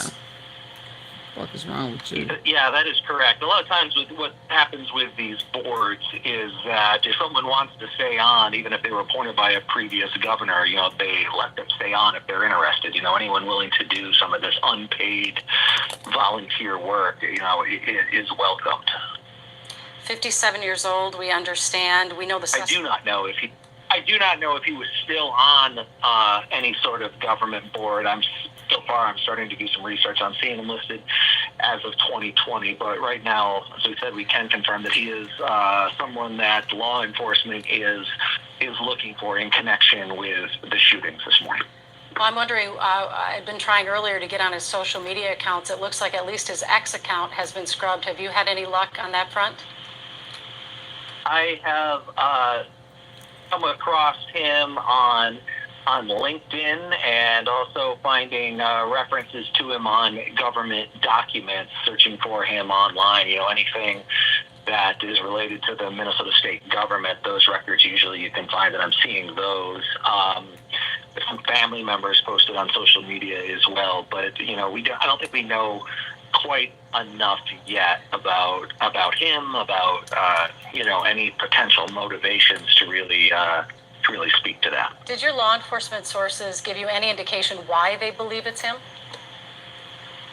No. I cannot tell you anything beyond that. This is the person that they are looking for. But as we know, that vehicle listen, they're telling you right now who he is. Melissa Hortman's home after law enforcement engaged in a shootout with him. He escaped. That's where, in that vehicle, we know they found the list of other people. Right here. It's being described as a hit list. And you can imagine there was other identification in that vehicle, like most of us have in our glove box. Right. Well, a man of the same picture, AJ, has been in the leadership team of a company called Praetorian Security Services. It's a residential security service company.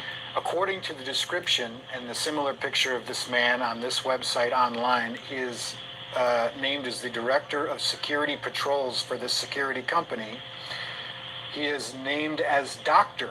Vance Boelter, who was involved with security situations in Eastern Europe, Africa, North America, the Middle East, including the West Bank. So it looks like, according to this website, he may or may not have history with being a security officer Well, in a we're just- privatized section. We're just getting word right now to AJ that they're removing the suspect's car from the scene right now. We're trying to get that video turned around for our viewers, but it apparently says police on the plates.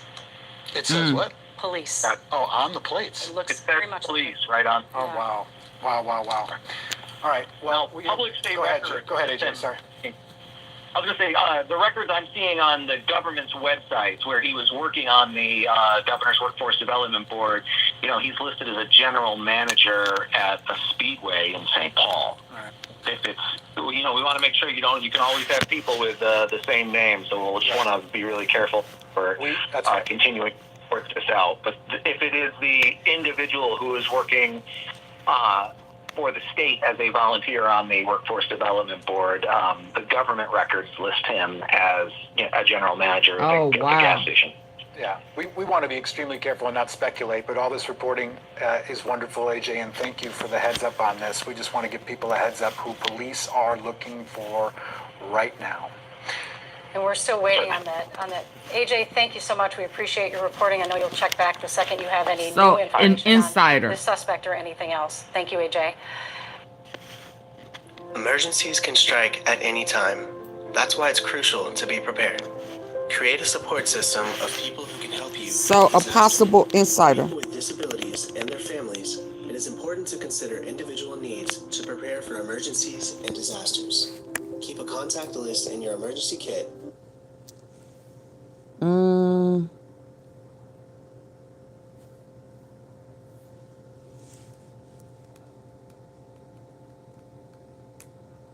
This is very sad.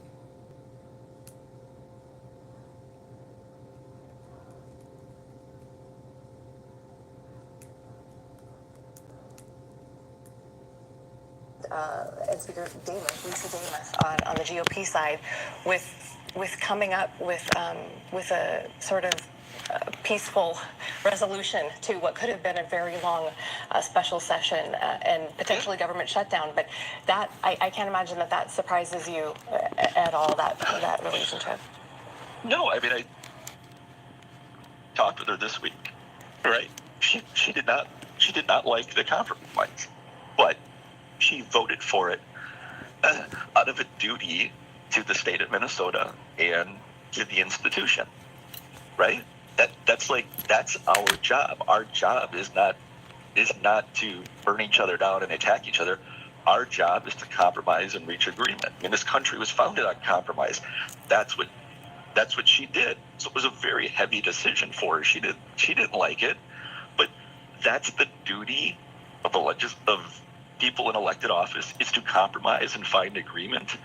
And yeah, if it wasn't for Melissa Hortman, we'd be talking about a government shutdown. We'd be talking about the loss of services. We'd be talking about wasting money with no positive, and that and so people would ask, like, does that surprise you that Melissa Hortman put the institution and the state of Minnesota and the needs of everyone over her own personal wishes? It doesn't surprise me at all. That's I've known this woman for 20 years, right? She's just a fundamentally good person, and it's just a real. I hope everyone watching this just understands that we lost a really good person today. Okay, it's really, this is obviously we're angry, we're conflicted, but I hope in the days, the weeks, even the months, that we celebrate the person that Melissa Hortman was, in some respects still is. And so I think that's really what I'm sorry, Amy. I really hope that people take from that, like, this is a woman Had gone through surgery, they are that expected truly to be deserves okay. to be Just celebrated and something honored to add to that is that for his years to wife, come. Yvette, And let's make sure that we talk together. to save her Let's from, never let this happen being again. shot or getting Okay. hurt. And gosh, you can only imagine. If you what are must just have been tuning in going on through live that now from family's minds at that time, and thankfully, like she said, if there's the slightest bit of good news, is that that Senator Huffman and his wife Yvette are likely going to be okay. They're going to pull through. We have a live picture in Green Isles right now. We know that a property that is in that area that is owned by the suspect, 57-year-old Vance Boelter, has a large law enforcement presence outside of that home right now. And they're also setting up a staging area at a nearby church. Our Joe McCoy is live there now with what he's seeing. Joe?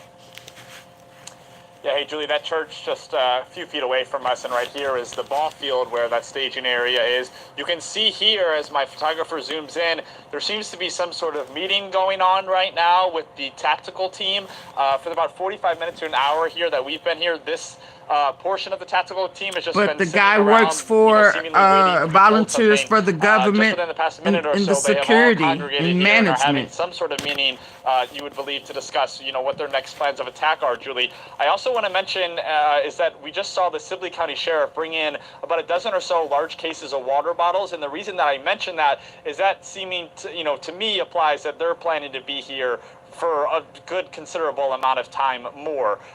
We have the River Valley Tactical Team here. We also have multiple mobile units here, as well as a couple of ambulances that are staged in the area. So this is a very, very large police presence. And also I want to mention what we've been seeing from those in the community here in Green Isle. This is a very rural community, about 30 minutes to 45 minutes away from the Twin Cities. A couple of neighbors that I've spoken with, they heard the news about the shooting this morning, but they had no idea that the potential suspect lived in their community. They were shocked when I told them that news. They were a little bit worried about, should we go walk around? They were leaving to go for a walk. I told them, from what we've heard from officials, there is no, shelter in place here in Green Isle. And we've just seen a bunch of gawkers and onlookers as people are driving by this scene here. Of course, this is a pretty quiet community. They're all trying to figure out, why is there this presence here in our community? And we did hear from the Sibley County Sheriff. He says that they are hoping to have a press conference later today. We don't know how soon that will be, whether that's later this afternoon, later this evening, but we are hopefully going to be briefed by officials as my photographer here is showing this River Valley Tactical Team. They are loading up into their van now. We would imagine that they are going to be driving to that house again of the suspect, who is 57-year-old Vance Boelter. So this tactical team gearing up to go do whatever they plan to do at that home, as this community is trying to figure out what is going on right now, Julie. Joe, thanks so much for your reporting and observations. We are anticipating a press conference from law enforcement coming up here at 3 o'clock. I would venture to say, by the leisurely pace they seem to be getting into that vehicle, let's hope that the news is that the scene has been secured and the threat is over, but we'll know shortly in a few minutes if this press conference goes off in time. It will be from state law enforcement leaders. We know the FBI has also been involved in this investigation. Real quickly, we're going to go live to Morgan Wolf. She's been live at the No Kings rally that was going on today, planned well before any of these events took place, and it does appear that things there went smoothly with very little conflict, which is wonderful news. Morgan? Yes, that's great news, especially because law enforcement is stretched thin at the moment. And we know that they did have substantial plans in place ahead of this protest. As the governor, we were anticipating him to be here today. Of course, that did not happen, as he and the Department of Public Safety also encouraged people not to go to any rallies across the state today for No Kings protests that were happening. So things wrapped up here within the last hour. However, we do still have some protesters from different organizations outside of the No Kings organization here that are just simply moseying around the Capitol grounds right now. Not sure exactly when people are going to go home. But earlier today, quite a sight at the sheer amount of people that were here. It was so busy that we actually couldn't get a signal out, because that goes to show just how many cell phones were in the area, and it was just packed. And so they shortened the program. They said that they had a program that was a lot longer than they anticipated. They shortened it, and it still lasted over 2 hours. So again, everything has wrapped up here though, and we are so thankful that everything stayed peaceful. At one point, I did hear some shouting and some disagreements, but this protest team that organized it, they had people ready on hand to diffuse any tensions. So overall, it was peaceful. State Patrol was here in case things got out of hand, but we did not see that here today, Julie. And about how many people would is still a fairly large crowd, or has it been cut in half, a quarter still there? What would your estimate be? Not numbers, but just, does it look like it really is winding down? Yeah.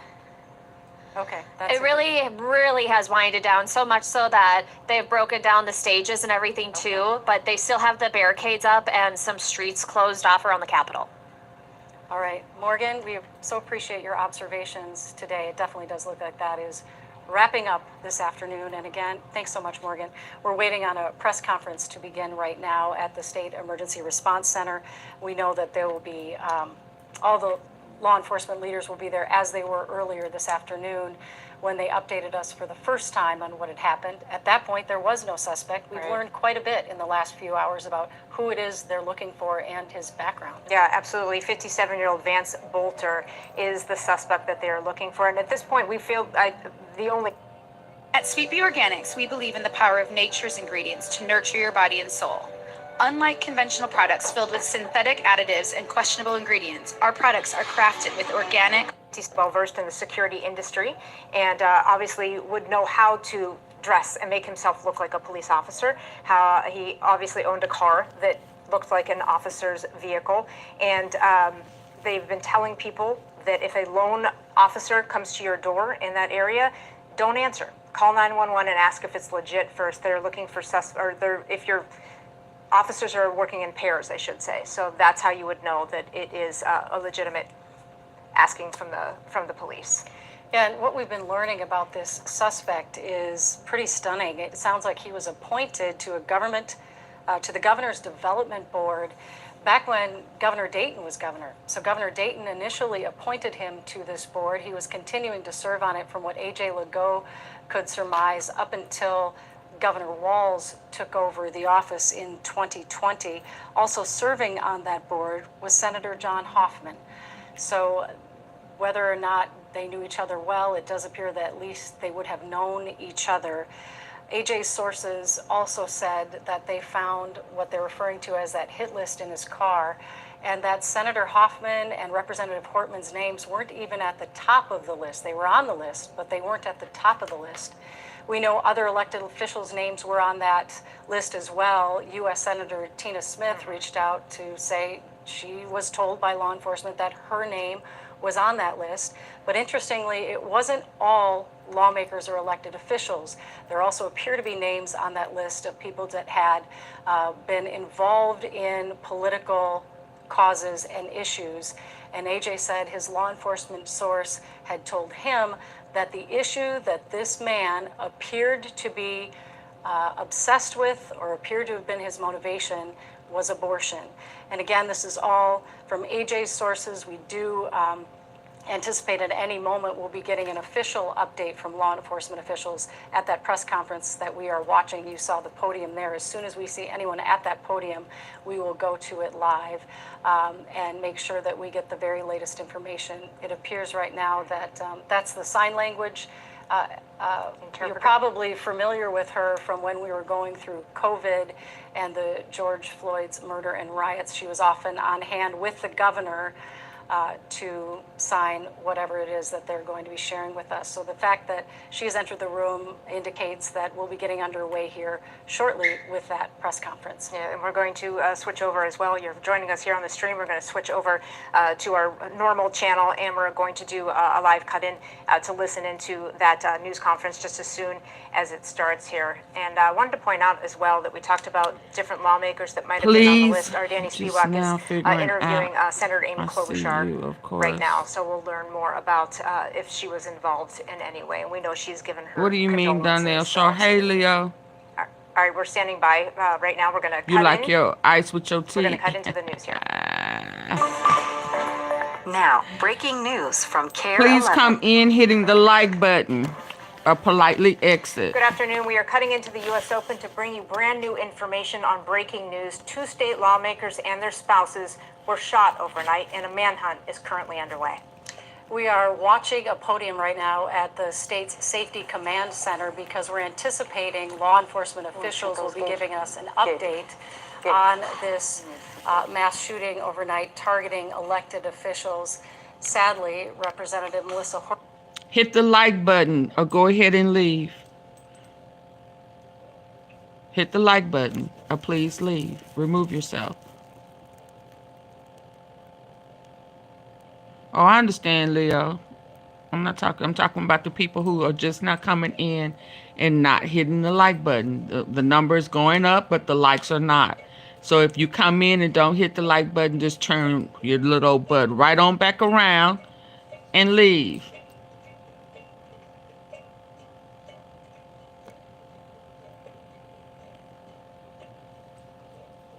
Hit the like button or leave.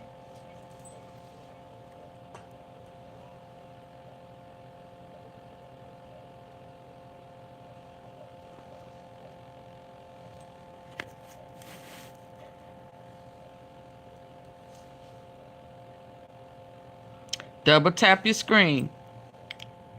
Just like that. Hit that ice. Double tap it. Yeah. Go ahead. Leave. Some more of y'all need to leave. Respectfully.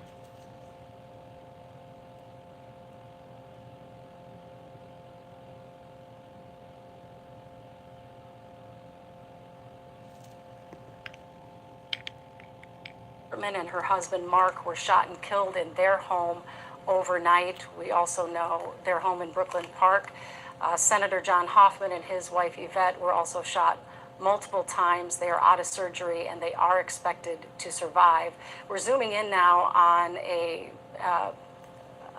visual of who law enforcement we have confirmed they believe the suspect is. The tip line information is still up, would lead me to believe that he is not in custody right now. But we do know that there's a heavy law enforcement presence right now outside of a property that Vance Boelter, 57-year-old Vance Boelter is the suspect in this case. And there's a heavy law enforcement presence outside of his home right now in Green Isle, Minnesota. We also know from some digging done by our investigative reporter, AJ Legault, that he owned a security company. And on the website for that company, they had advertised that they had all of the markings that would make them look like and also be able to perform as if they were law enforcement. And we know whoever the shooter was in this case was dressed as if he was a member of law enforcement and also had a vehicle that looked like a police vehicle. Let's listen in now to the press conference from law enforcement. Good afternoon, everyone. My name is Bob Jacobson. I am the Commissioner of Public Safety, and it's my honor to serve in that position. We're here today to give some updates on the current investigation. First off, I would like to thank the law enforcement agencies and the public out there who are being vigilant, our law enforcement partners who are watching out for others in our community, the understanding and patience of the public as we work to find this individual and bring that person to justice. We know that it's been a difficult day for not only those who have worked with those legislators, but it's also a difficult day for those in the state of Minnesota who are working through this terrible tragedy. Today we have a few speakers who are going to, again, give some updates, and we will be available to answer some questions once all the speakers have had that opportunity to say a few words. So with that, I'm going to turn it over to Superintendent Drew Evans of the BCA. Thanks, Commissioner. And today we are asking for the public's help at this point in time in locating Vance Luther Boelter, who is a 57-year-old white male, who is 6 feet 1 inch tall, 220 pounds with brown hair and brown eyes. I know this name has been reported in the media so far, and we are confirming he's a person of interest that we are looking to locate in relation to this. At this time, we would ask the public, if you do locate him or see him, to call 911. Do not approach him. You should consider him armed and dangerous, and you should call 911 immediately with the information. He was seen last this morning wearing light-colored cowboy hat that you can see up here in the clothing there with dark colored long sleeve collared shirt or coat, light pants, and carrying a dark bag. If you have any tips about the whereabouts or any information that would be helpful, you can call local police department, or you can call our BCA tip line at 877-996-6222, or email us at bca.tips@state.mn.us.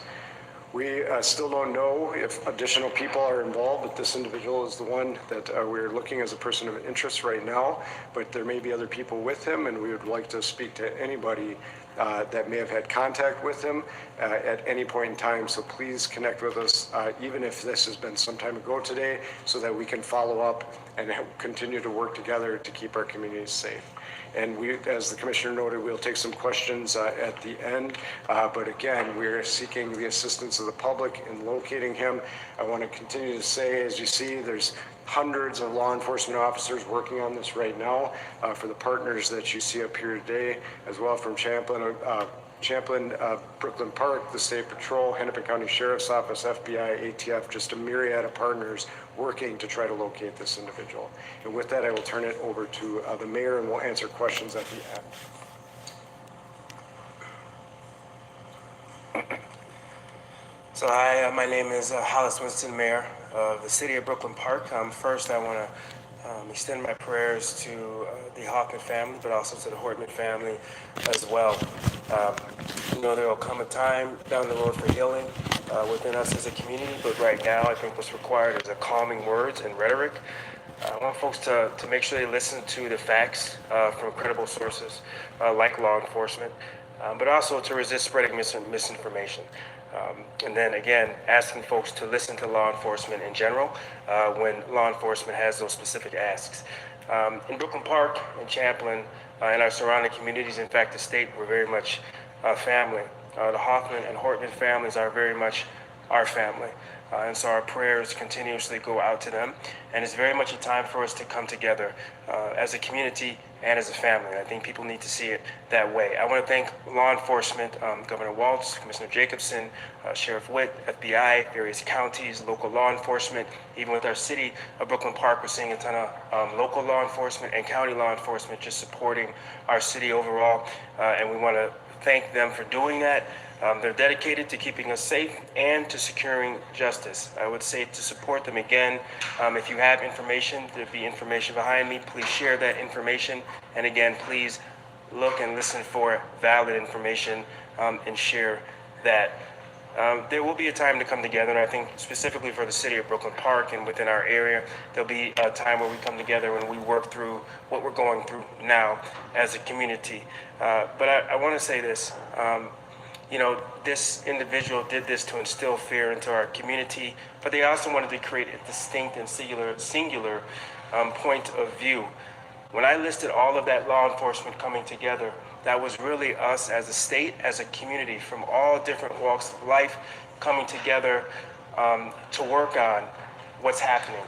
And I received calls from folks across the state, from all different ethnicities and communities as well, with an outpouring of support. So I want people to understand that as a city, but as a state, as a community, we're very much going to come together. We're going to see this through, and we're all going to work together to figure this out. So again, I want to thank our law enforcement, and I want to turn it over to the Mayor of Champlin Park. Good afternoon. My name is Ryan Sabas, Mayor of Champlin. And on behalf of the City of Champlin, our police department, and our City Council, I want to extend a heartfelt thoughts and prayers to Senator John Hoffman and Representative Melissa Hortman and their families. We are deeply saddened by the senseless act of violence, and our hearts are with all those that have been affected. Our police department is working close partnership with state, local, and federal agencies to pursue this active investigation. We are incredibly grateful for their swift and responsible professional response and for the collaboration and commitment of every officer involved. We ask everyone to stay attentive, report anything that feels concerning, and most of all, continue to show kindness, respect, and care for one another. This is how we move forward together. And again, thank you all for being here. And again, I think Mayor Winston said it well that Hoffman family and the Hortman family are very much part of our communities, part of our fabric of our communities. And we really wish the families all the best. Thank you. As folks have said, we'll take a few questions. Please don't forget to, in the first question, introduce yourself, your immediate organization with whom you're with, and if you have a question for a specific individual, call that out. Thank you. For an article Fox 9, do you have an update on Senator Hoffman's condition? The question was, do we have an update on Senator Hoffman's condition? We don't at this time. The last information we had is that he was out of surgery and was in stable condition at that time, but that certainly experienced significant injuries, so we'll have to continue to monitor that. Janice Shortle, Care 11, you said person of interest, so not a suspect, or is one and the same?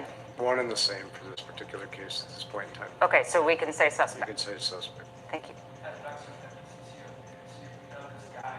Is at least affiliated with some sort of security company, according to its own website, that has highly trained security individuals. Can you speak to the level of knowledge this person might have about, using a gun or, different security tactics that might separate him from a typical person walking down the street? Yes, so the question was regarding the sophistication of the individual based on reports that he owned a security company. I certainly can't get into the details of the investigation. That'll all be part of that, and we'll explore all of that.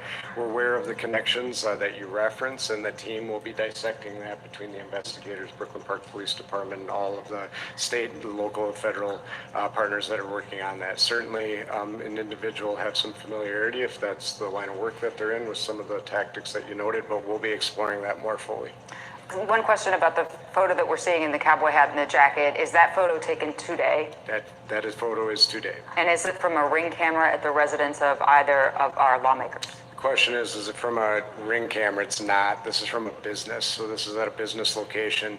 There, we believe, as noted, that we believe he's was still in at this time. He was in the Twin Cities area, and that we are continuing to work and follow up on that. We believe he's working to potentially flee the area, and so that's why we're sharing that with that information now, so that we can safely apprehend him. Is there a way that you're in touch with the TSA? I know Governor Walz has been in contact with federal agents, as you have mentioned, with the FBI. Yeah. Are airlines, seeing his picture so he doesn't board a plane? So the question is, are we in contact with TSA? We've been in contact with all of the federal authorities that are relevant to this investigation. We will continue to be.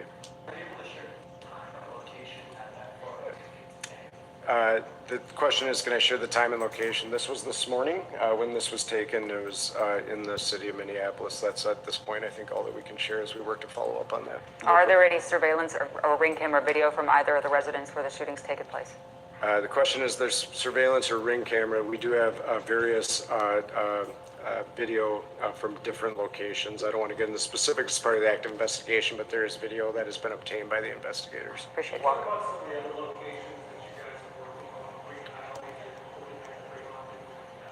So, yeah, we can, the question is, can we talk about some of the other locations?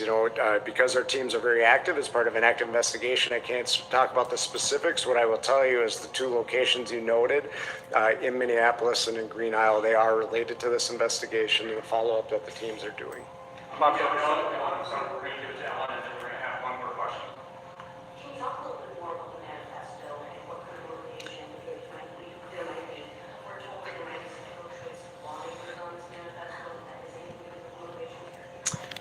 At this point in time, it'd be premature. The question was, is the manifesto and the information that we have received as their motivations. We are working diligently on that. There's certainly some indications within that, but there's not specifics enough. We have been, this is a very active and fluid investigation. Throughout the day, as you've been waiting, and these teams have been out working out in the field, and they have been gathering more documents and information. So it would be premature for me at this point to really say exactly what the motivation might be from these writings, but we will be continuing to work on that and provide that information when we're able. Walker Orsi here from the Star Tribune. Do you have a sense, did they know each other? Like, did this man know either Representative Portman or Senator Hoffman in any capacity? The question is, do they know each other in any capacity? We are still exploring that. There's certainly some overlap with some, public meetings, I will say, with Senator Hoffman and the individual, but we don't know the nature of the relationship or if they actually knew each other. All right, thank you. Thanks, everybody.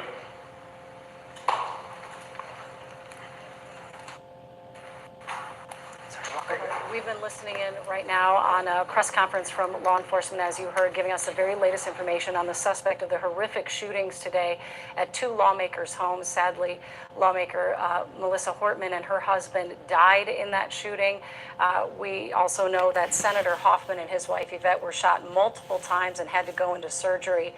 We have our AJ Legault on the phone right now, and I believe that we're waiting. We're waiting on that information. Go to AJ shortly because we do think he will have an update on the condition of the Hoffmans. We know he talked to their nephew earlier today, who gave us the following information: that Yvette Hoffman was shot multiple times, but fortunately no major organs were hit, that she threw herself over the body of their daughter Hope, who's in her 20s, and Hope was okay. Truly heroic event there in that house this morning, and that Senator Hoffman had a bullet that lodged near his heart, but fortunately did not hit his heart. So a very serious medical situation for sure for both, especially for the senator. We know they went into surgery and they were both stable. We're working to get AJ on the line, and we'll get to him in a moment. Jana is standing by. She was at the press conference, and so she has an update for us about, we heard a lot of what was said, but I know you were there. Tell us exactly what you know.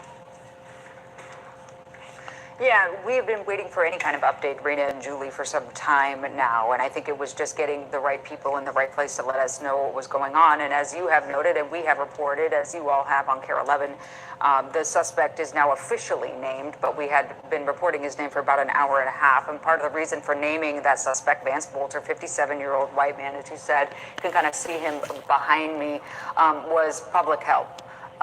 They need to know if anybody has seen him or is seeing him now, because they are kind of try to rush against the clock in the early hours of this to find him before he, God forbid, leaves the state of Minnesota. And at first we were hearing person of interest, but the Bureau of Criminal Apprehension said absolutely he is a suspect. Do not approach him if you see him. This picture that you see right now with him in a cowboy hat, that was taken this morning. So presumably sometime after the shootings, because it obviously is light outside. That's what he was wearing today, but they did have information that he was, perhaps trying to get out of the Twin Cities metropolitan area. They couldn't say if he is or is not with any other people. They could say that two of the scenes I've heard you mention, at least the one in Green Isle, but there's another one in North Minneapolis that there was a heavy SWAT presence. That too is connected to this investigation. So if you're thinking about it geographically, like the location of the shootings, North Minneapolis, Green Isle, it's starting to spread out a bit, so they're trying to get their arms around it as best they can. There was also a question on if the suspect knew any of the victims. Did they know former Speaker Melissa Hortman or Senator Hoffman? And the answer was a bit vague, but they're exploring if they knew each other. They said something to the effect of overlap with public meetings. I know that AJ on our investigative team has been talking about that a bit in some of the public meetings that they would have been a part of. That just meant in their terms that they know they both attended, but they are not sure if there's any relationship going on that anybody knows about at this time. But again, armed and dangerous, call 911 if you see him. Do not approach is the big message from today, and please look for this person. I thought it was just fascinating that they have a picture from him, presumably post-shooting at a business in Minneapolis, that picture of him in his cowboy hat, and that they have reason to believe he's actively trying to leave the Twin Cities area. That's quite a bit of information that they are following on this man, and of course they want anyone with more. Right, and Julie, if you heard them say, this is, I had just heard from a source within Governor Walz's office that he's in full cooperation with, he just talked to the Vice President, J.D. Vance, everybody being on the same page in terms of if this man is trying to get on a plane, if he's fleeing through other states, everybody has his picture. And I did ask if that picture in the cowboy hat, because it was taken this morning, was taken from a residence of either Senator Hoffman or Representative Portman.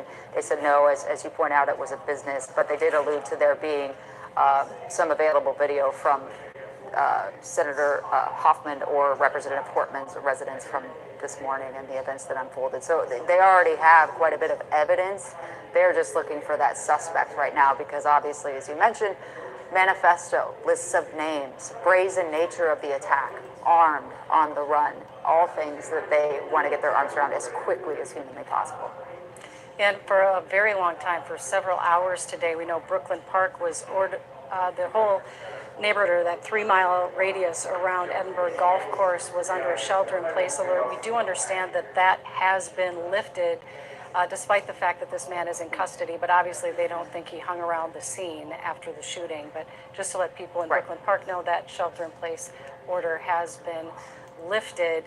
Any other details on the suspect? Or I know someone asked if it might have been you, if he was acting alone, or if they think there were other people involved. Right. Right, I asked that question just because they were kind of, again, speaking in a plural or speaking in a person of interest. I honestly get the sense, Julie, doing this as long as we have, that it's a whole lot of I don't knows right now. They know that's the person they're looking for, that Vance Boelter. But in terms of if Vance Boelter is with someone somewhere, they don't know that. If there was someone helping him get from place to place, they're not saying.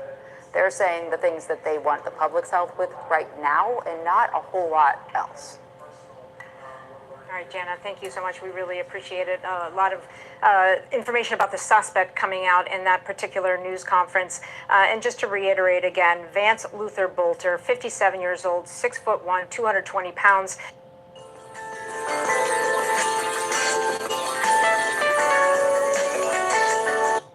Reason to believe that he might be trying to flee the area, but they do believe he's still in town. They have lots of video, as you heard, a manifesto. There's a lot of information that keeps coming out. We don't know if he acted alone yet at this point. We do know that AJ Legault, I believe, has an update from the family. So AJ, what do you have that's new? Well, I just got a text a short time ago from a member of Senator John Hoffman's family. You know, I was been trying to just stay in touch so that we know what developments are with his health. We know him and his wife Yvette were in surgery, and I was told that right now they are in a quote wait and see after the surgery, and that they are just in this hopeful position that they stay stable, but they're in stable condition at this time following surgery earlier this morning. As we previously reported, Yvette Hoffman, the senator's wife, were told no vital organs were hit, and also that she jumped on top of their grown daughter to protect her from the bullets that were coming into their home. Senator Hoffman, we're told, had a bullet go very, very close to his heart, so indicating he was hit in the chest clearly, and he was in pretty intensive surgery earlier today. But the family telling me again that they are in a wait and see mode after the surgery, and they are just hoping that they are able to stay stable. I know lots of prayers going up across Minnesota and the country at this point for Senator Hoffman and his wife. AJ, thank you so much for the update, and you're absolutely right. We know so many people across the country are praying for the senator and his wife, and our hearts go out to their family, and of course to the Hartman family. We just got this image in that we want to share with you. This is the picture of the suspect that law enforcement just released to us, taken outside a business in Minneapolis. This was clearly after the shooting. You can see it's light outside, and this was taken today. He's got brown hair and brown eyes and is trying to flee the area, they believe. So if you see him, please call 911, or if you have any information on him or who he may have been talking with or anything at all that would involve this case, you can see the tip line there on your screen. You can either call or email the BCA with that information. We're going to continue following this story. We will bring you the very latest here on air, and we will continue our live coverage on KARE 11 Plus, our streaming app for your TV. So join us there if you like. If not, we return you now to coverage of the U.S. Open.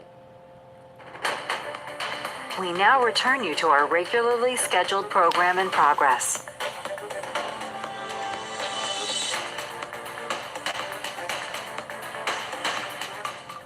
That was a lot of information and a lot of stunning information. I was so hopeful going into that press conference that they called it because they had got him.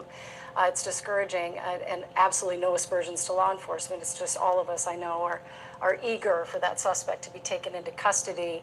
I can't ever remember a story, thankfully, anything like this, but also where they have a picture of the suspect that day, taken after the shootings, that they're able to share with the public.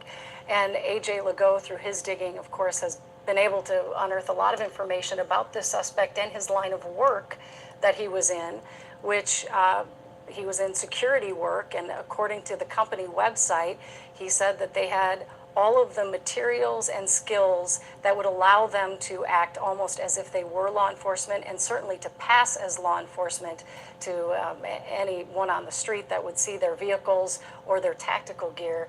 And we know that he was driving, whoever the suspect is, presumably it was this 57-year-old Vance Boelter, but was driving a vehicle that resembled a police car. Art of mine, hit the like button. Who was in Brooklyn Park and saw that car being towed away, that it had on the license plate, it said police. And she made the observation, it didn't look like, if you look closely, it didn't double look tap like a your license screen. plate, but maybe paper. This person, whoever it was that planned this and drove that vehicle that had the flashing lights and looked exactly like a law enforcement vehicle, had taken the time to cover the plates and make it say police. Absolutely, and you know, the thing that is interesting about having that new video or that new picture of him right away is that they obviously, it makes me feel good that they obviously Foxy, are that is not true. right? Like that, the federal government have indicated that it is politically motivated. So back out, from the public. So, ask the question next time instead of making that statement. You missed the conference. If you see him, he is expected to be How about that? So please, just call 911. Do not interact with this person. If you have any information, it's not speculation. So remove your comment, retract your comment, and please. Again, he's about 6'1", because you're lying. 220 pounds. You're a liar. There's some other photos of him, you know, without a hat. So if you run into someone, damn Foxy, you're a damn liar. You know, just call police just to be Don't safe. come in here lying. Don't come in here trolling. We know that the police are They law enforcement are on scene. Said that they have evidence. They know exactly who it is, and he had a list of politicians' names, and there is a motive. So you do your fucking research instead of coming in here talking that stupid shit. Like I said, retract your comment or get the fuck out. How about that? Blocking the drive, getting into that house, and come in here with that stupid shit. That is owned by 57-year-old Vance Boelter. And yes, I just cussed you out. Images, just so you know, we know that several law Hell, you enforcement think you vehicles doing? were You don't run rolling shit up over to here. that scene, Get your ass up and, out of here. We moved the chopper You back away out. from the I ain't area, gonna but put you clearly out. a lot of interest You be in this woman property enough, that was owned by foxy Vance enough to back your little They ass have on a up out of staging here. area not far from that house that was set up at a church in Green Isle. You can see the vehicles from law enforcement rolling in. We were hopeful, you know, that they maybe would have found the suspect there, but clearly that is not the case, as they're still asking for information on where he might be. But nonetheless, we have our Joe McCoy outside a church near Green Isle, where law enforcement set up a staging area earlier today. Joe? Hey, Julie, I just talked with the Sibley County Sheriff a few minutes ago. He said there's no new update that he can provide at this time, but he did confirm for us that when we were live last time here and we saw that additional tactical unit drive out, that they were indeed heading to that home here in Green Isle of the suspect. So they're still doing whatever they need to be doing at that home. We, of course, when we initially arrived here, tried to go to that home, but there was we weren't allowed to get anywhere near that home, and we were told by law enforcement to come here to this staging area. Didn't I tell you to get out of here? It's been quiet for the couple of hours. Didn't I tell you to leave? You don't have to say nothing else. Just leave. There was a tactical unit here. Just I asked you nicely to leave yourself before I put you out. Ago, that tactical unit was then they got into their vehicles and headed out to the home of the suspect. I don't have to prove nothing to you. The sheriff get your ass up out of here. Still saying they're hoping to hold a press conference sometime later today, but it's slow moving out here as we're not allowed to be near the home of the suspect. Our chopper was asked to leave when they were shooting on top. No, but I asked you to leave. The suspect's home, so not a lot of information we can receive right now, as the sheriff is, of course, being tight-lipped as they continue their investigation, Julie and Rena. All right, Joe. You look like you one of them illegal ass aliens. Can't follow rules. At a location Can't nearby leave. where they were Force staging, yourself media, and they were staging on some the law whole enforcement to go country. into that home that we just saw the video of that you were You talking one of about them? that is connected to 57-year-old Vance Boelter. That we understand that there's another scene in North Minneapolis where police presence is strong, and we're working to get some more information about that scene as well. But we're told, or at least Jana mentioned, that the two are connected in some way, shape, or form. Understand SWAT vehicles are on the scene in North Minneapolis as well, but all of this is unfolding, obviously, as you're seeing live and throughout the day. The whole situation started at 2 a.m. when the Hennepin County Sheriff says the officers arrived at Senator Hoffman's home to find them shot, and obviously they were able to get them to the hospital where they underwent surgery. It's just so, I was so hoping, as I know all of you were as well, Now she the for law. the news that they were doing better and getting better and better, but frankly, it's a wait-and-see situation. They were both shot. We know at least Yvette was shot multiple times, and that where the bullet lodged in the senator is, you know, it's I agree, it wasn't RLC into his sad. heart, but nearby his heart, so obviously Very a sad. serious situation for the Hoffman family. And we want to note as well that Ms. Hortman and her husband, Mark, have 2 grown children who got horrific phone calls today. We can't imagine. Our heart goes out to them. And to all the lawmakers right now who are dealing with the aftermath of this. I think for all of us, and likely for you at home, there's just initially shock and horror at hearing that this could happen. And then you could even see, we were interviewing Attorney General Keith Ellison. Morgan was at the No Kings protest, and it was almost as if he started registering the reality of the fact that we had lost Representative Hortman in real time. His friend. Yes, his good friend. But I think it's going to take a while for this to sink in, particularly to those people that knew her, loved her, and worked with her for such a long period of time. Well, and you mentioned too, though, quickly, that we're all registering the shock. Imagine finding out that your name was also on the list. You know, like Senator Tina Smith found out her name was on the list. I mean, this is, we feel for our lawmaker community on both sides of the aisle, because they do serve the public, no matter what your politics are, both dangerous. Absolutely. That's hard to deal with. Well, Danny Spiewak joins us now. He's our chief political reporter and spent a great deal of time up at the state capitol during this unprecedented session where we had an evenly divided House and just a one-vote majority for the DFL in the Senate. And Danny, you've been talking with lawmakers all day, mostly Republican, you said, however, because the assumption is that people on the Democratic side of the aisle who've known and worked with Melissa Hortman for decades are just too overcome, and understandably so. Yeah, you have to feel for everybody in the legislature today when it comes to the caucus, particularly those in the House that worked under her, in some cases for many years. What they can, statements from their offices, but you know, a lot of them it's just too raw, too difficult to talk about, and that's the same for many Republicans as well. They've been able to at least do Zoom interviews or over the phone the best they can, and very emotional as well. It doesn't matter what party. And just, you know, Speaker Meredith Hortman, who had been the Speaker and then in the tie this year was the leader of her caucus, although not technically the Speaker, just universally regarded as a great negotiator when it came to budgets and as just somebody that had an encyclopedic knowledge of the legislature and did such a tremendous job, you know, steering that tied House this year into getting a budget, you know, well before any talk of a shutdown that would have, you know, started in July, and they got it done, and largely thanks to her. And you had to interview her after she had to be the lone vote to make sure this budget got through by making the deal with others in the legislature that they were going to cut the funding for illegal immigrants and their medical coverage here, at least for the adults. She took that very hard.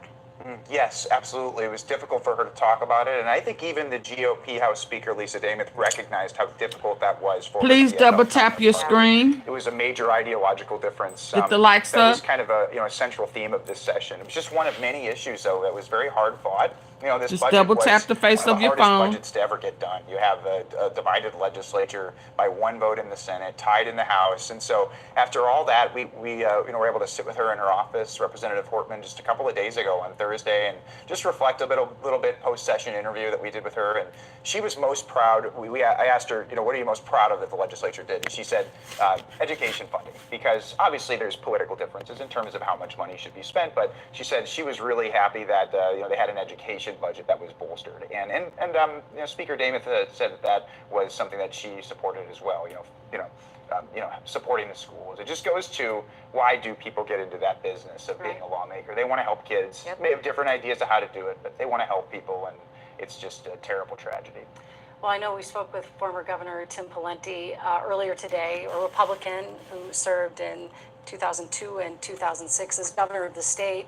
At some point, if we could re-cue sound from him, I think it's worth listening to again. So let's listen in on what he had to say earlier today. I was just stunned,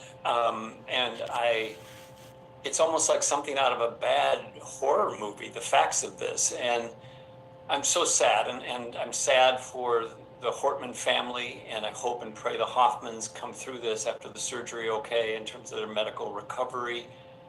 And then I also just feel bad about how Minnesota's sort of civic and political fabric seems to be so torn, and in our tradition of great civility seems to be slipping away. And I hope we can all find a way to get back to a better place. Well, things have become more and more polarized, but even when I served, and I was a state legislator and of course governor, and many death threats. I lived part-time in a suburban home in Eagan, not in the governor's residence, sometimes with security, sometimes not. Many times answering the door, or a family member having to answer the door if I was gone. And you have a lot of people out there who say and do threatening things, and it's going to have a chilling effect on our discourse, on our political leaders, but importantly also their families. Can you imagine being the child or a spouse, a significant other of a political leader in this environment? And every time you open the door, every time you go to the grocery store, you don't know who is just going to question you or who might harm you. Well, you think about when he was governor not that long ago, like you mentioned, 2002, 2004, it feels like a lifetime ago, but very much not. But very different political times that we are facing, but he still faced the same issues as well. And the one thing that I said, is there anything that you would want to say that would calm Minnesotans? Is there anything that you want to say that would help people just kind of feel like they're coming together at this point? And he said, notwithstanding the events of today, that the people of Minnesota on the whole are good people. We have a great Minnesota spirit. We have some of the largest civic involvement anywhere in the country. And he's hoping that we can all, regardless of your politics, find a way to come together, to rise above this and do better and be better in the future. And I can't agree more, right? I'm sure there's no one that can debate that we all should come together in these. One of the things that is so laudable and has been in our democracy is that we have had access to our lawmakers. We have access to decision makers. And you're at the Capitol and you've said, you're able to walk up to any lawmaker that's in line for lunch or walking around the halls as our citizens, able to just kind of walk up and talk to them up to this point. Yeah, it's very much a public arena at the Capitol. People from the public can walk in, they can watch the events of the House Senate sessions, and of course there's security, and there's bolstered, robust security when it comes to firms or whoever is providing security at the Capitol. But it's meant to be a place where constituents can view the events of their lawmakers and see what's being passed, what's being discussed. And so this is really just from the lawmakers that I've talked to today in the legislature. They're just it's just a sense of fear and really being shaken by that. You think of this as a as a place that's safe.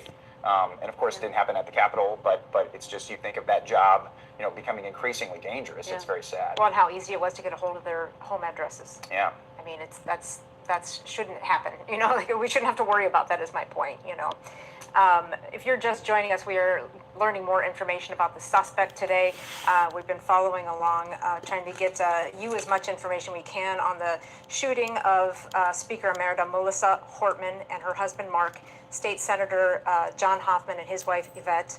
John Hoffman and his wife Yvette went through surgery, and we were originally told they were stable, still stable. AJ Legault got some information from his family saying it is still, unfortunately, a wait-and-see situation. So we will continue to monitor that, and we're sending our thoughts and our prayers with the Hoffman family, because if there's any one bright light that could come out of this is that they would have survived. And their daughter, Hope, as we know, Yvette shielded her daughter from bullets, and so Hope, that makes me want to cry as a mom.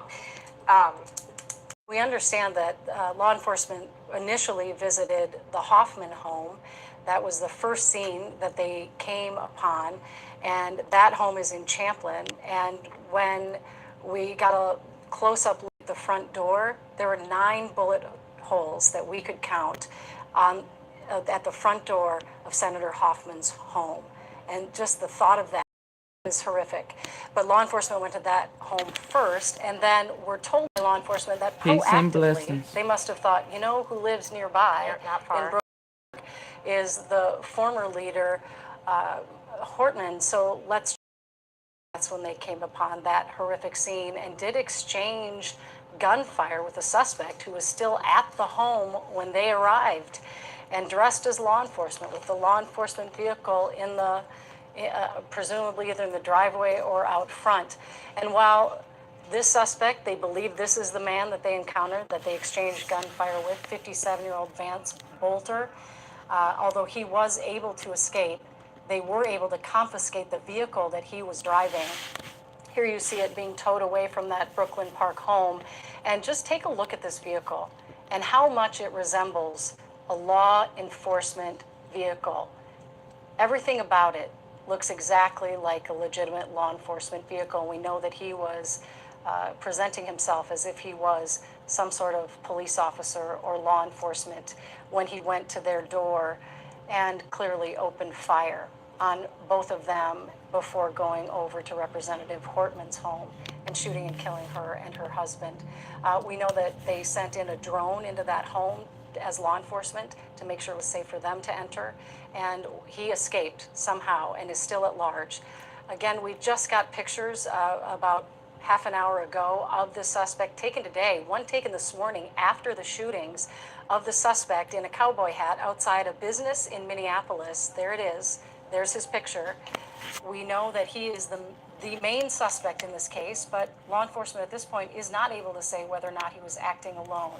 So if you or anyone you know has information about this man or anyone who may have been closely tied to him or involved, you're asked to call the tip line. If you run across this man, of course call 911. He's clearly armed and dangerous, and law enforcement believes, the head of the BCA, Drew Evans, was saying they believe he is trying to get out of the Twin Cities area right now, and they are clearly actively tracking him and said they're working with all of the relevant federal partners. We know the FBI is involved.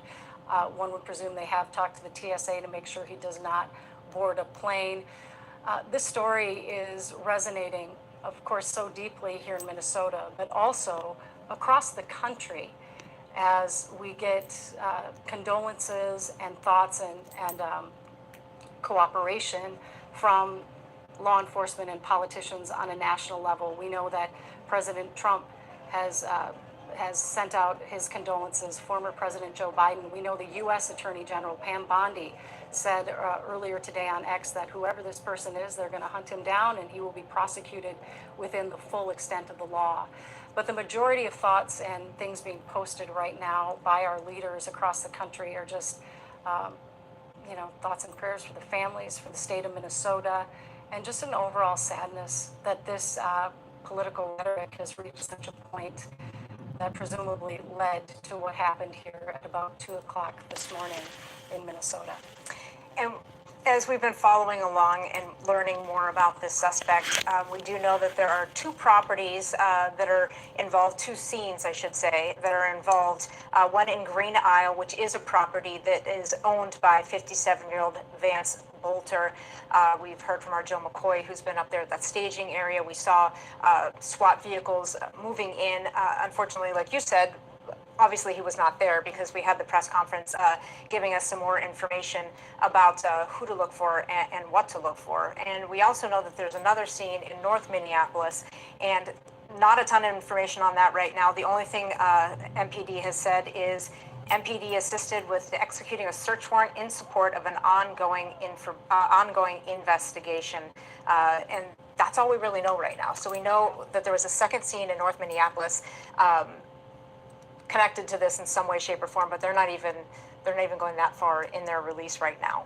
Well, and we are pleased to say it appears that the big rallies that were going on today here in Minnesota and across the country appeared to be peaceful, despite the fact that there was a lot of concern from law enforcement that they didn't have the capacity to keep people safe at that rally. Today, hundreds of people showed up for what was called the No Kings rally, and one of the things that was found in the shooter's car that was recovered at the scene in Brooklyn Park were several sheets of paper, just a stack of papers, and on one side, and they appeared to have been copied off, here you can see, that just said No Kings. So you can understand why law enforcement was so concerned about what might take place at that protest today. There were hundreds, if not thousands, of people that went to the state capitol to protest. Originally, it was for President Trump and against President Trump and his policies. It appears to have gone well and peacefully, and we understand that the vast majority of people have now dispersed from those protests and rallies. But you can understand the alarm bells that were set off for law enforcement when they found that in the car, knowing that thousands of people were headed to the state capitol. And at that point, not having any context for what that means, and so it's, trying to piece everything together, but trying to keep people safe at the same time. I don't know if we want to go out. Is Morgan Wolf still available? And Morgan, you were there today as crowds started to descend on the Capitol, and then at one point, a different group of people started to approach. I know there were some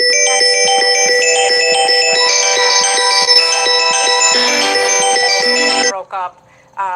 What was the experience like today?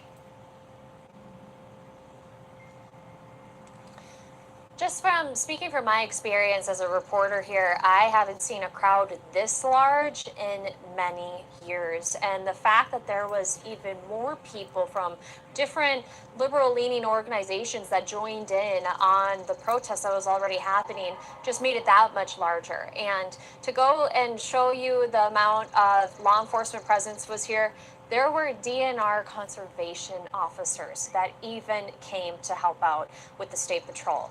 They had Capitol Police inside the Capitol. They locked down the Capitol because they didn't want any of this demonstration to continue into there.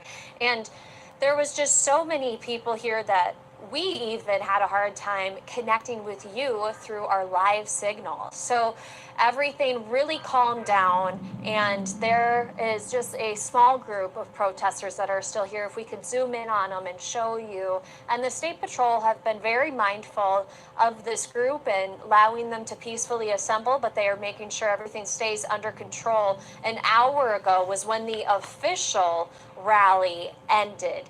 And they have broken down that stage and packed up some of those barricades. But again, as I just mentioned, we got this small crowd here that is still protesting. So we're keeping an eye on that situation.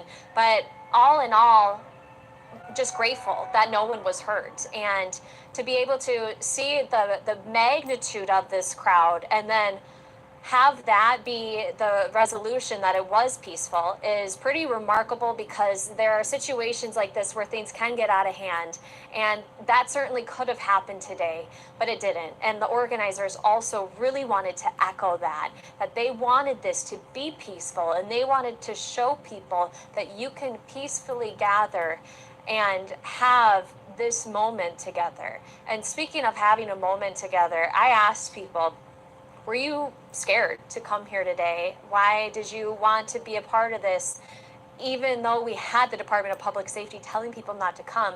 And they said that they felt obligated to be here. They wanted to be here, to be with people, like-minded people of themselves, and really to also pay their respects to the lawmakers that were shot this morning. There were many heartfelt messages that were shared of Speaker Hortman as well. We heard our Attorney General get up to the podium and speak about her, and multiple moments of silence were had too.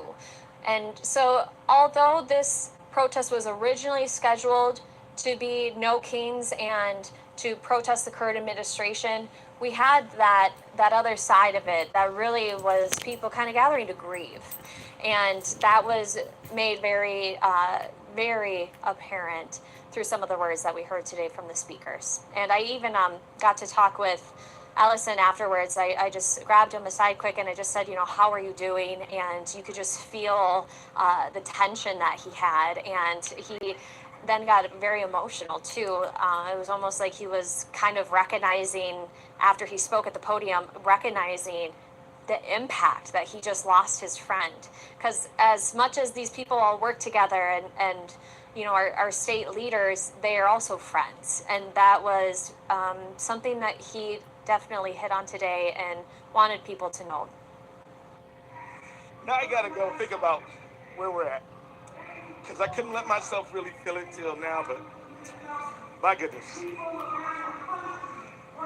Thanks a lot.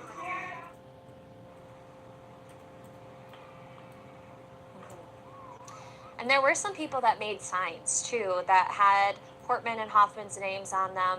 And a lot of people just, like I said, feeling obligated to be here in their honor and to show their grieving as well. And so as everything has really subdued and calmed down here today, we can also make a note of the police presence with the state patrol, obviously, but everything felt very tamed down from, I think, what police originally had scheduled, because there were going to be some state lawmakers that were supposed to speak at this rally. Dan Chevrolet is your Tracks and Trailblazer headquarters in Kansas City. Our lot is stocked with an impressive selection of new... You're here today. There were a lot of protesters that said that they wanted to be here to hear from the governor. And obviously the governor and state lawmakers stayed away for safety reasons. But they had the plan to originally come here and to be a part of this rally. So on that note, I'll send it back to you guys. Everything is really calmed down here. We are, again, just going to keep an eye on this small group of protesters. Morgan, thank you. We appreciate it. And as Morgan mentioned, this is obviously an incredibly emotional day for all of us in the state of Minnesota. And I'm sure people across the country are paying attention to this right now and feeling sad that this is what this has come to. And as Morgan mentioned, these are lawmakers and they're heads of state and they're people that are always in charge, and we expect them to be strong, but they just lost friends today. And it's hard on them. You can see, like Keith Ellison, Attorney General Ellison, very emotional. And Governor Walz wasn't at that event today, but he did speak, and he got emotional as well. Let's take a listen. Our state lost a great leader, and I lost the dearest of friends. Speaker Hortman was someone who served the people of Minnesota with grace, compassion, humor, and a sense of service. She was a formidable public servant, a fixture and a giant in Minnesota. She woke up every day determined to make this state a better place. She is irreplaceable, and we've been missed by so many. Obviously, the governor trying to stay composed there. We've been speaking to several lawmakers today. As we mentioned earlier, if you've been following along, a lot of those lawmakers have been Republican lawmakers because the Democrats probably overcome. Please double tap your screen. Not quite ready to talk about what exactly is going on. So we have talked to some Democratic representatives. At least we talked to Jeff Hayden, which, if you're a regular viewer of KARE 11, you know that he is often a political analyst for us on election nights. He is a former state senator and left the state senate about 4 years ago, but is still very involved at the Capitol. And we talked to him today about what he felt when all of this news came to light. She was smart, she was capable, she was approachable, she was courageous, she loved her family. I was said I love to play golf, don't do it that well, and would often see her in a couple of tournaments that I played in. She loved to have you over for a glass of lemonade as you were playing. She just was that type of person, beyond being a very smart and skilled politician and policymaker. So it's really unimaginable. I have a friend that lives just a couple blocks away, and he was saying the same thing this morning, that it's just unimaginable. As for John and Yvette, I just wish them a speedy recovery. I know them really well, know their family, and the stories that Yvette was, getting in the way of those bullets so that it didn't hit their daughter Hope, who they love, as we all love our children, beyond what you could imagine, just the courage that they have. And so I wish them a speedy recovery. I will just say, John loves the work. He loved being the chair of the Human Service Committee because it really served his passion. And there is no stronger advocate in this state around people with disabilities than Senator Hoffman, Chair Hoffman. So I wish him a speedy recovery. I hope to, hopefully, in due time, be able to have a good conversation with him.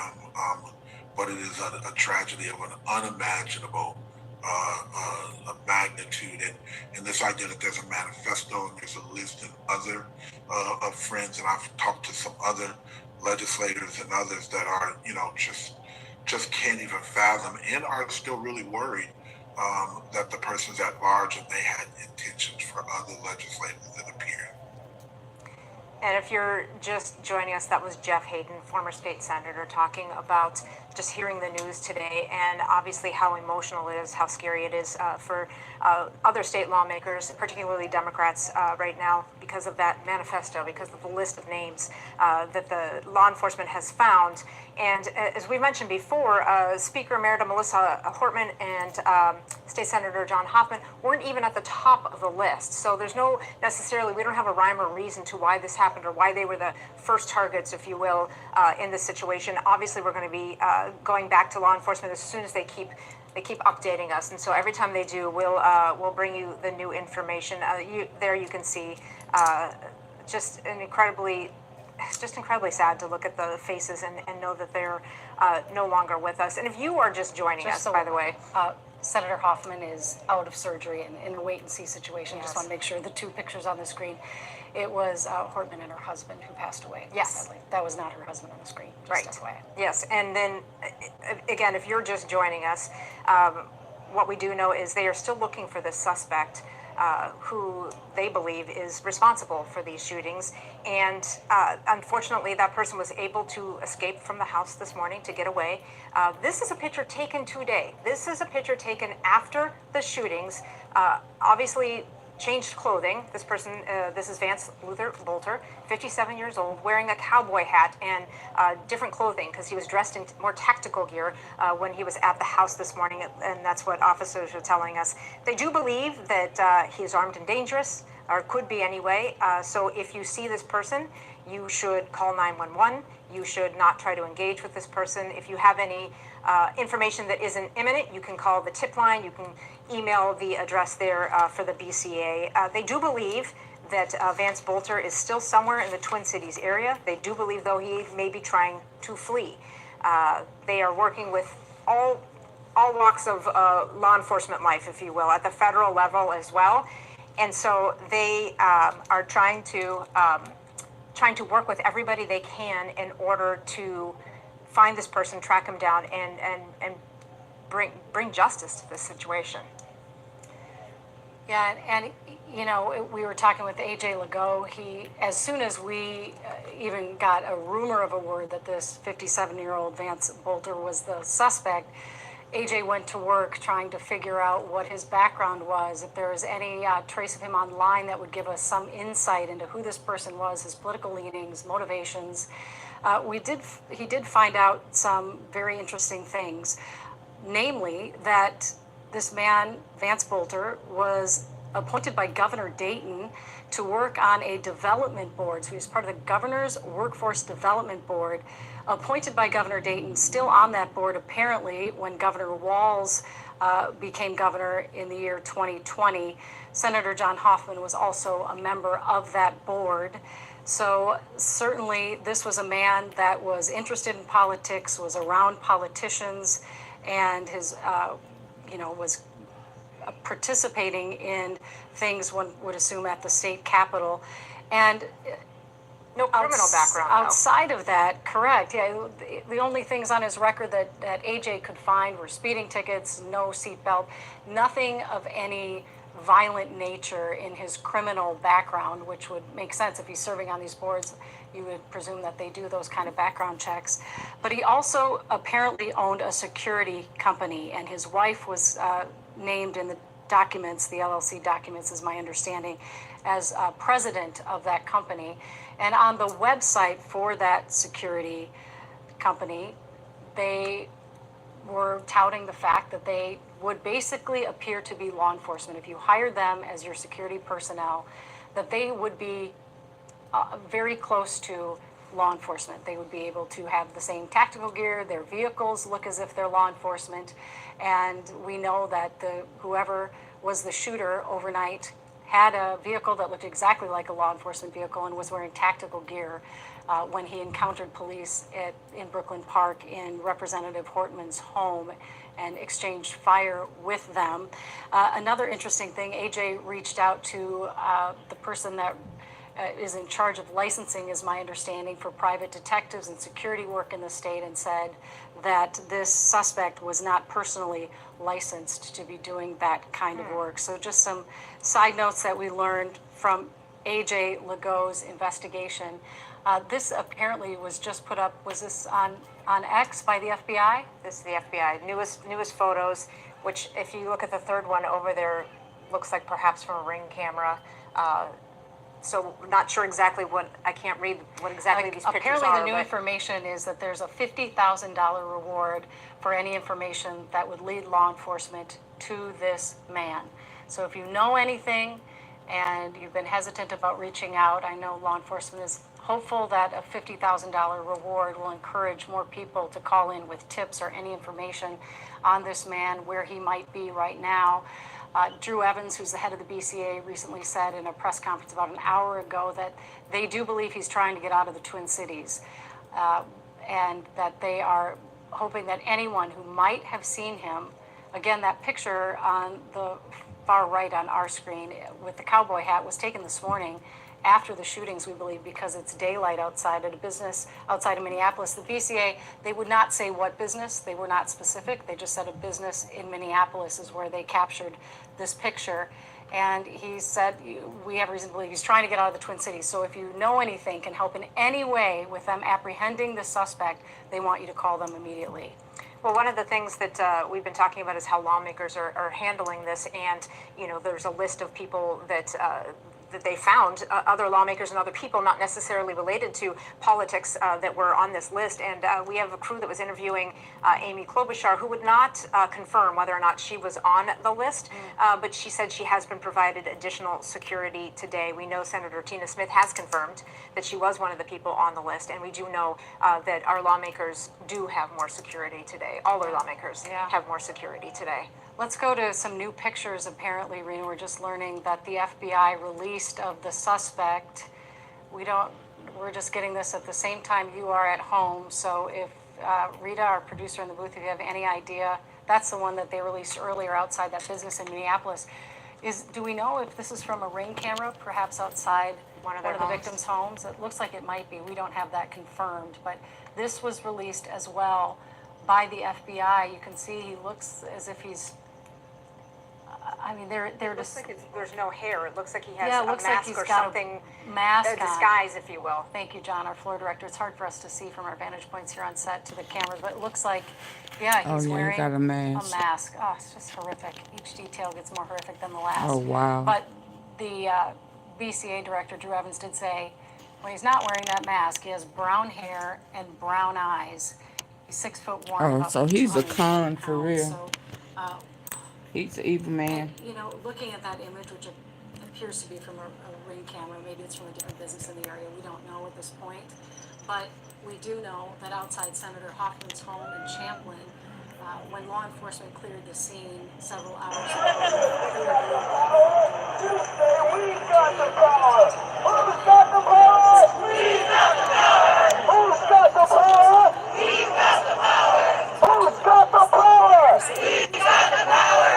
Who's got the power? We've got the power! Who's got the power? We've got the power!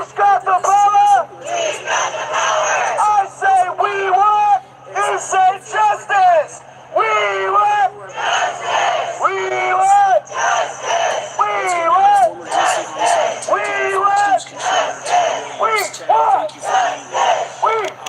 A lot to digest here. The thing that stands out is that we've got an active manhunt in a residential area that is under lockdown for a man who is heavily armed, seemingly sophisticated in his attack, wearing a police uniform.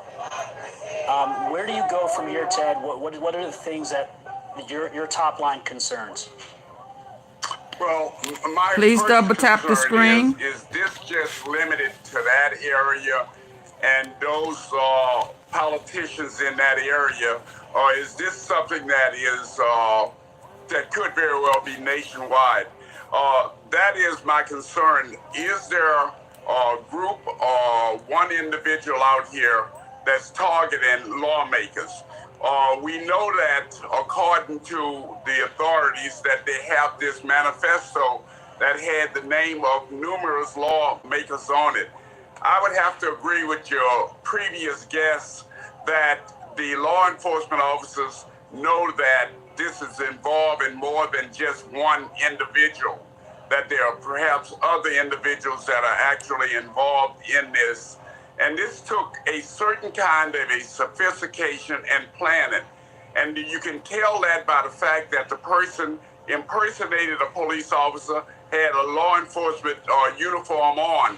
And I would assume and believe that that is why the Hartmans and the Horsemans opened their door because they saw a person in uniform. And that also, Brian, creates a problem for law enforcement officers. Because remember, law enforcement officers that are on this manhunt, they're also dressed in police uniforms. Yeah, the thing I'm thinking about, you bring up an excellent point, is that you want to find this person as quickly as possible, but there are a couple of things that are slowing them down. One, you're in a residential area with innocent folks all over the place. And two, the person you're looking for is wearing a police uniform. That has to slow down any kind of manhunt, does it not? Absolutely. It puts law enforcement at a different height of alert in looking for this killer or killers. And so what they're going to do is methodically go through that community. I heard one of your guests say that the person could very well be holding someone hostage.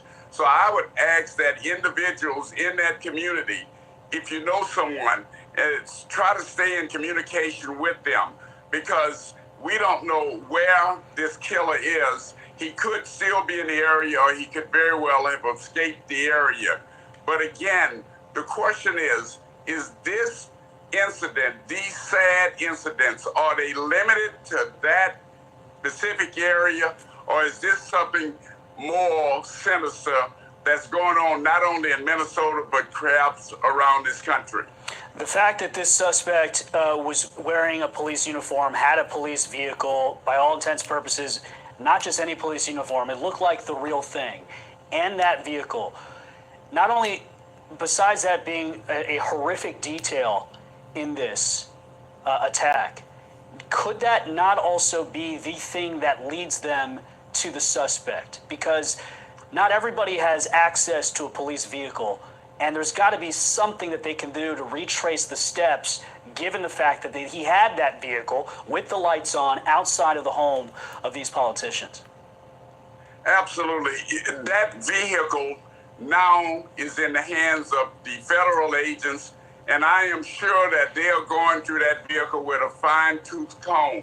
And that vehicle will give them a great deal of information.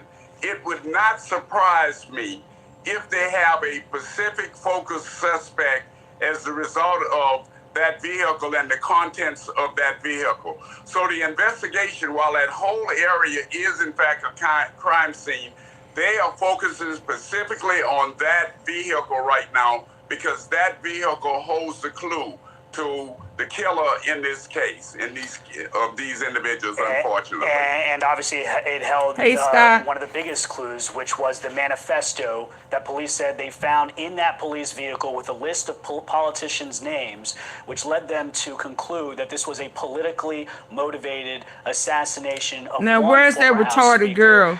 and That slow chick her husband that I asked to as well leave. as the attempted assassination of Yeah. State Senator John Where's she at? Hoffman and his wife, Yvette, who, by the way, at last check, The one that they wrote were the shot slow multiple bus that said times it or wasn't out of politically surgery, and motivated. we'll give you an update as we get it. Let's bring in former FBI Special Agent Nicole Parker to join the discussion along with Ted. Nicole, the FBI is on the ground investigating. We know this. At this point, when the FBI is now involved in what is a residential situation with a man dressed as a law enforcement officer. The very first thing I thought about was the Boston Marathon bombing when they looked door to door in a residential area for Tsarnaev. How does the FBI approach this right now at 11:32 Eastern?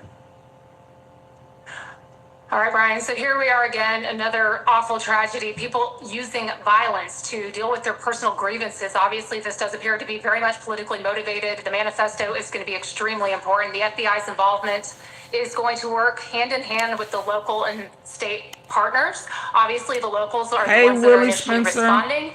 I actually have worked threats to Thank you for hitting the like here in button. Florida. I've worked these types of investigations in the past, and they will determine who has the best jurisdiction, what the charges would potentially be. But right now, the number one priority is the safety of the community, like you mentioned.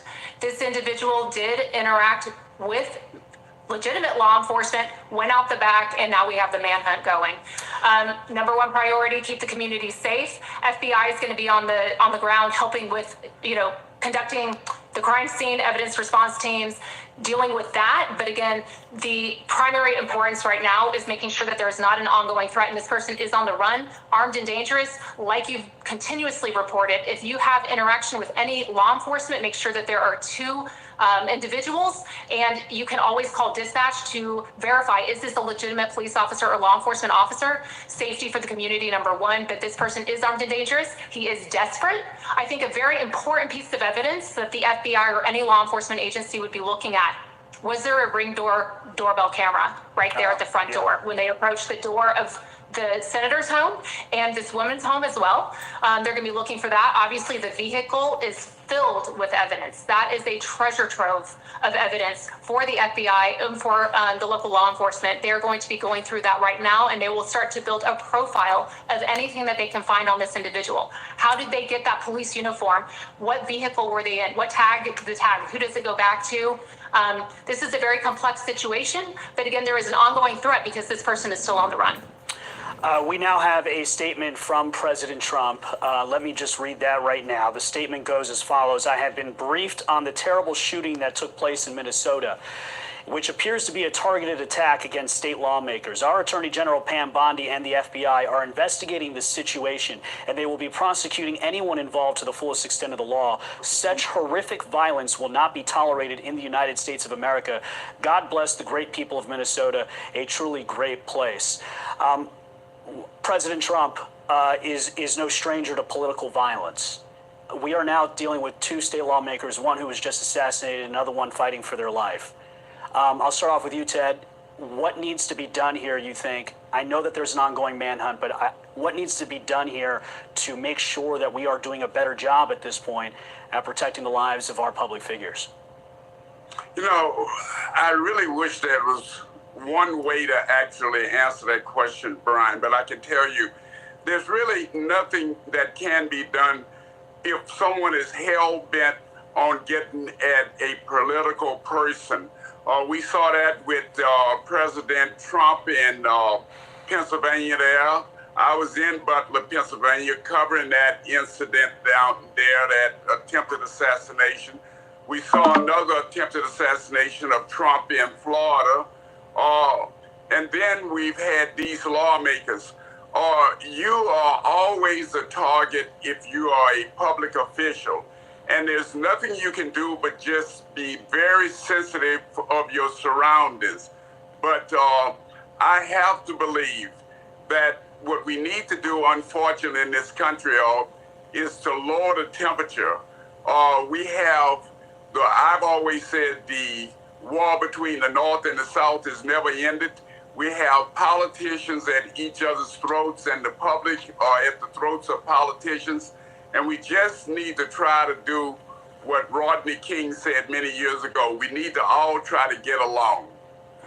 Nicole, your thoughts on, you know, obviously we just heard from President Trump. It's his birthday. It's the 250th birthday for the U.S. Army. There will be a military parade in Washington, D.C. on the same day that we have what is set to be the largest day of demonstrations nationwide for President Trump's second term. Taking all of that in context, your thoughts on what the FBI needs to be doing here to perhaps do more to protect the lives of our politicians?